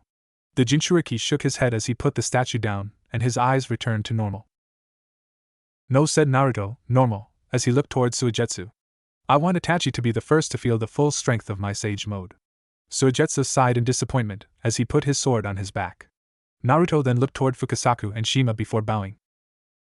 Thank you, Sage Gramps and Granny Toad, for everything, said Naruto. Fukasaku and Shima bowed. It was just good to see you again, Naruto boy, said Fukasaku as he and Shima stood up straight at the same time as Naruto. Won't you stay, lad? We're expecting Jiraiya boy to be here any time now, and he would love to see you again, said Shima in an attempt to reach the young boy she had heard of from Jiraiya. Naruto's eyes widened for a second before he masked it with his usual expressionless mask and shook his head. I'm sorry, Granny Toad, but I'm afraid not, said Naruto before turning to his teammates. Get ready to head out. The other three members of Heibi nodded their heads as they approached Naruto. Be careful, lad. I can sense things aren't as they seem, warned Fukasaku. Naruto nodded his head before biting his right thumb and slamming his hand on the ground. A seal appeared under Team Heibi's feet before smoke billowed out of the seal and consumed them. When the smoke cleared, Naruto and the rest of Heibi were gone. Fukasaku sighed. Dark times are ahead, and with his heart caught between light and darkness, I only pray that Sasuke boy and Sakura lass can bring Naruto boy back to the light, thought Fukasaku. Naruto boy and Sasuke boy are this world's only chance of survival. Forest. A seal appeared on the ground before smoke billowed out of it. When the smoke cleared, Team Heibi was standing in a forest. You know, Naruto? I've been meaning to ask, but how are you able to transport us to empty Maiboku and back? Asked Suigetsu. Naruto looked towards Suigetsu with an expressionless look. Summoning jutsu can work both ways. Naruto explained. You can summon a summoning animal you made a contract with, but the animal can summon you also. It's called reverse summoning. While I was training under Orochimaru, I tried summoning Gamabunta, the toad I made a summoning contract with, to see if I could still summon him. However, I accidentally wound up reverse summoning myself to empty Maiboku instead. That's where I met Sage Gramps and Granny Toad. Karen and Suigetsu nodded their heads in understanding. Now I want you three to search for more information on Itachi Uchiha. I don't care how small the information is. Got it? Said Naruto. Karen and Suigetsu nodded their heads. Naruto. Said Yugo. Naruto looked toward Yugo to see a bird on his shoulder. What is it, Yugo? Asked Naruto. I know this will sound stupid, but this bird told me that it's seen a man fitting Itachi's description here in the forest. Said Yugo. Suigetsu sighed. You're right, Yugo. It does sound stupid. No, it sounds fucking stupid. Said Suigetsu. How the hell can a bird tell you where Itachi is? How can you even understand a bird? Quiet, Suigetsu, ordered Naruto. Suigetsu looked at Naruto in surprise. What? I'm just stating the obvious, said Suigetsu. Naruto glared at Suigetsu. Said Naruto as his eyes flashed red for a second. Quiet. Suigetsu's eyes widened in shock as he slightly trembled in fear. That was real killing intent just now, thought Suigetsu, who quickly grabbed his water bottle and took a large swig of water to cool down. Karen blushed as she looked at Naruto with a look of desire. Wow, that was really hot, are you two, thought Karen. Naruto then looked at Yugo. I want you and the others to continue collecting information on Itachi while I check out your lead, said Naruto. Yugo nodded his head. Of course, but I apologize in advance if it turns out to be a waste of time, said Yugo. Naruto turned away from his teammates. Get going, ordered Naruto. With that, the other three members of Team Heibi disappeared. Once gone, Naruto headed deeper into the forest. Later. Naruto was walking through the forest when he came to an area that was surrounded by trees and the leaves blocked out the sky. He looked around the area for any sign of the Uchiha when. I'm surprised you came, Naruto, said an all too familiar voice, causing Naruto to turn and see his target. Itachi, said Naruto with a glare as he gripped the handle of his katana. The rogue Uchiha looked at Naruto with an emotionless stare, his 3 Tomo Sharingan active. Tell me, Naruto, what do you hope to gain by learning the truth of the Ninetales attack from 16 years ago? Said Itachi. Naruto's glare hardened as he unsheathed his katana. Why does it matter? Asked Naruto as he closed his eyes only for them to snap open a second later to reveal that the iris were red and the pupils were slits. You'll be dead by then. Naruto, Ninetales chakra, lunged at Itachi and swung his katana, but the Uchiha jumped back to avoid the blade. Itachi made a few hand seals before breathing deeply. Fire style, great fireball jutsu, said Itachi as he blew a giant fireball at Naruto. The Jinchuriki held out his right hand and charged up a Rasengan. Rasengan! Shouted Naruto as he thrusted the Rasengan into the fireball, causing smoke to billow out when the two jutsus collided. Itachi watched the smoke, waiting for Naruto to come out. He didn't have to wait long, though, because Naruto leaped out of the smoke and toward the rogue Uchiha. Naruto swung his katana at Itachi, however, the Uchiha quickly leaned left to avoid the strike. Naruto then began rapidly swinging his katana with carefully aimed strikes, but Itachi proved faster, for he was able to avoid the strikes. To the untrained eye, it would seem like they were a blur. Naruto then caught an opening and stabbed the blade of his katana into Itachi's stomach. However, the Uchiha suddenly burst into thousands of crows that took to the air. The crows flew up high before nose-diving straight at Naruto from all sides. The Jinchuriki smirked as he sheathed his katana before both his hands became encased in lightning. Chidori stream, said Naruto as he discharged the Chidori from all over his body. The crows were instantly eradicated when they touched the electrical jutsu. Once all the crows were gone, Naruto ceased the Chidori stream before unsheathing his katana. He looked around for Itachi only to hold his katana behind his back to block a few shuriken. Naruto pivoted on the heels of his ninja sandals to find an unharmed Itachi. The rogue Uchiha then threw a continuous barrage of shuriken at Naruto. However, the Jinchuriki quickly removed his arm guards to reveal bandages around his wrists that had storage seals on them. Resheathing his katana, Naruto pumped chakra to the seals, causing shuriken to appear in his hands before tossing his own continuous barrage of shuriken. As the shuriken continued to fly, Naruto and Itachi glared at each other with the determination to overpower the other. However, they both soon ceased throwing shuriken. Itachi spoke. "You've gotten stronger, Naruto," said Itachi. "Far stronger than I anticipated. However, it's still nothing I can't handle." Naruto's glare intensified. He couldn't believe Itachi thought he was still stronger than himself. "Why don't you try saying that to me after I rip your jaw off?" said Naruto.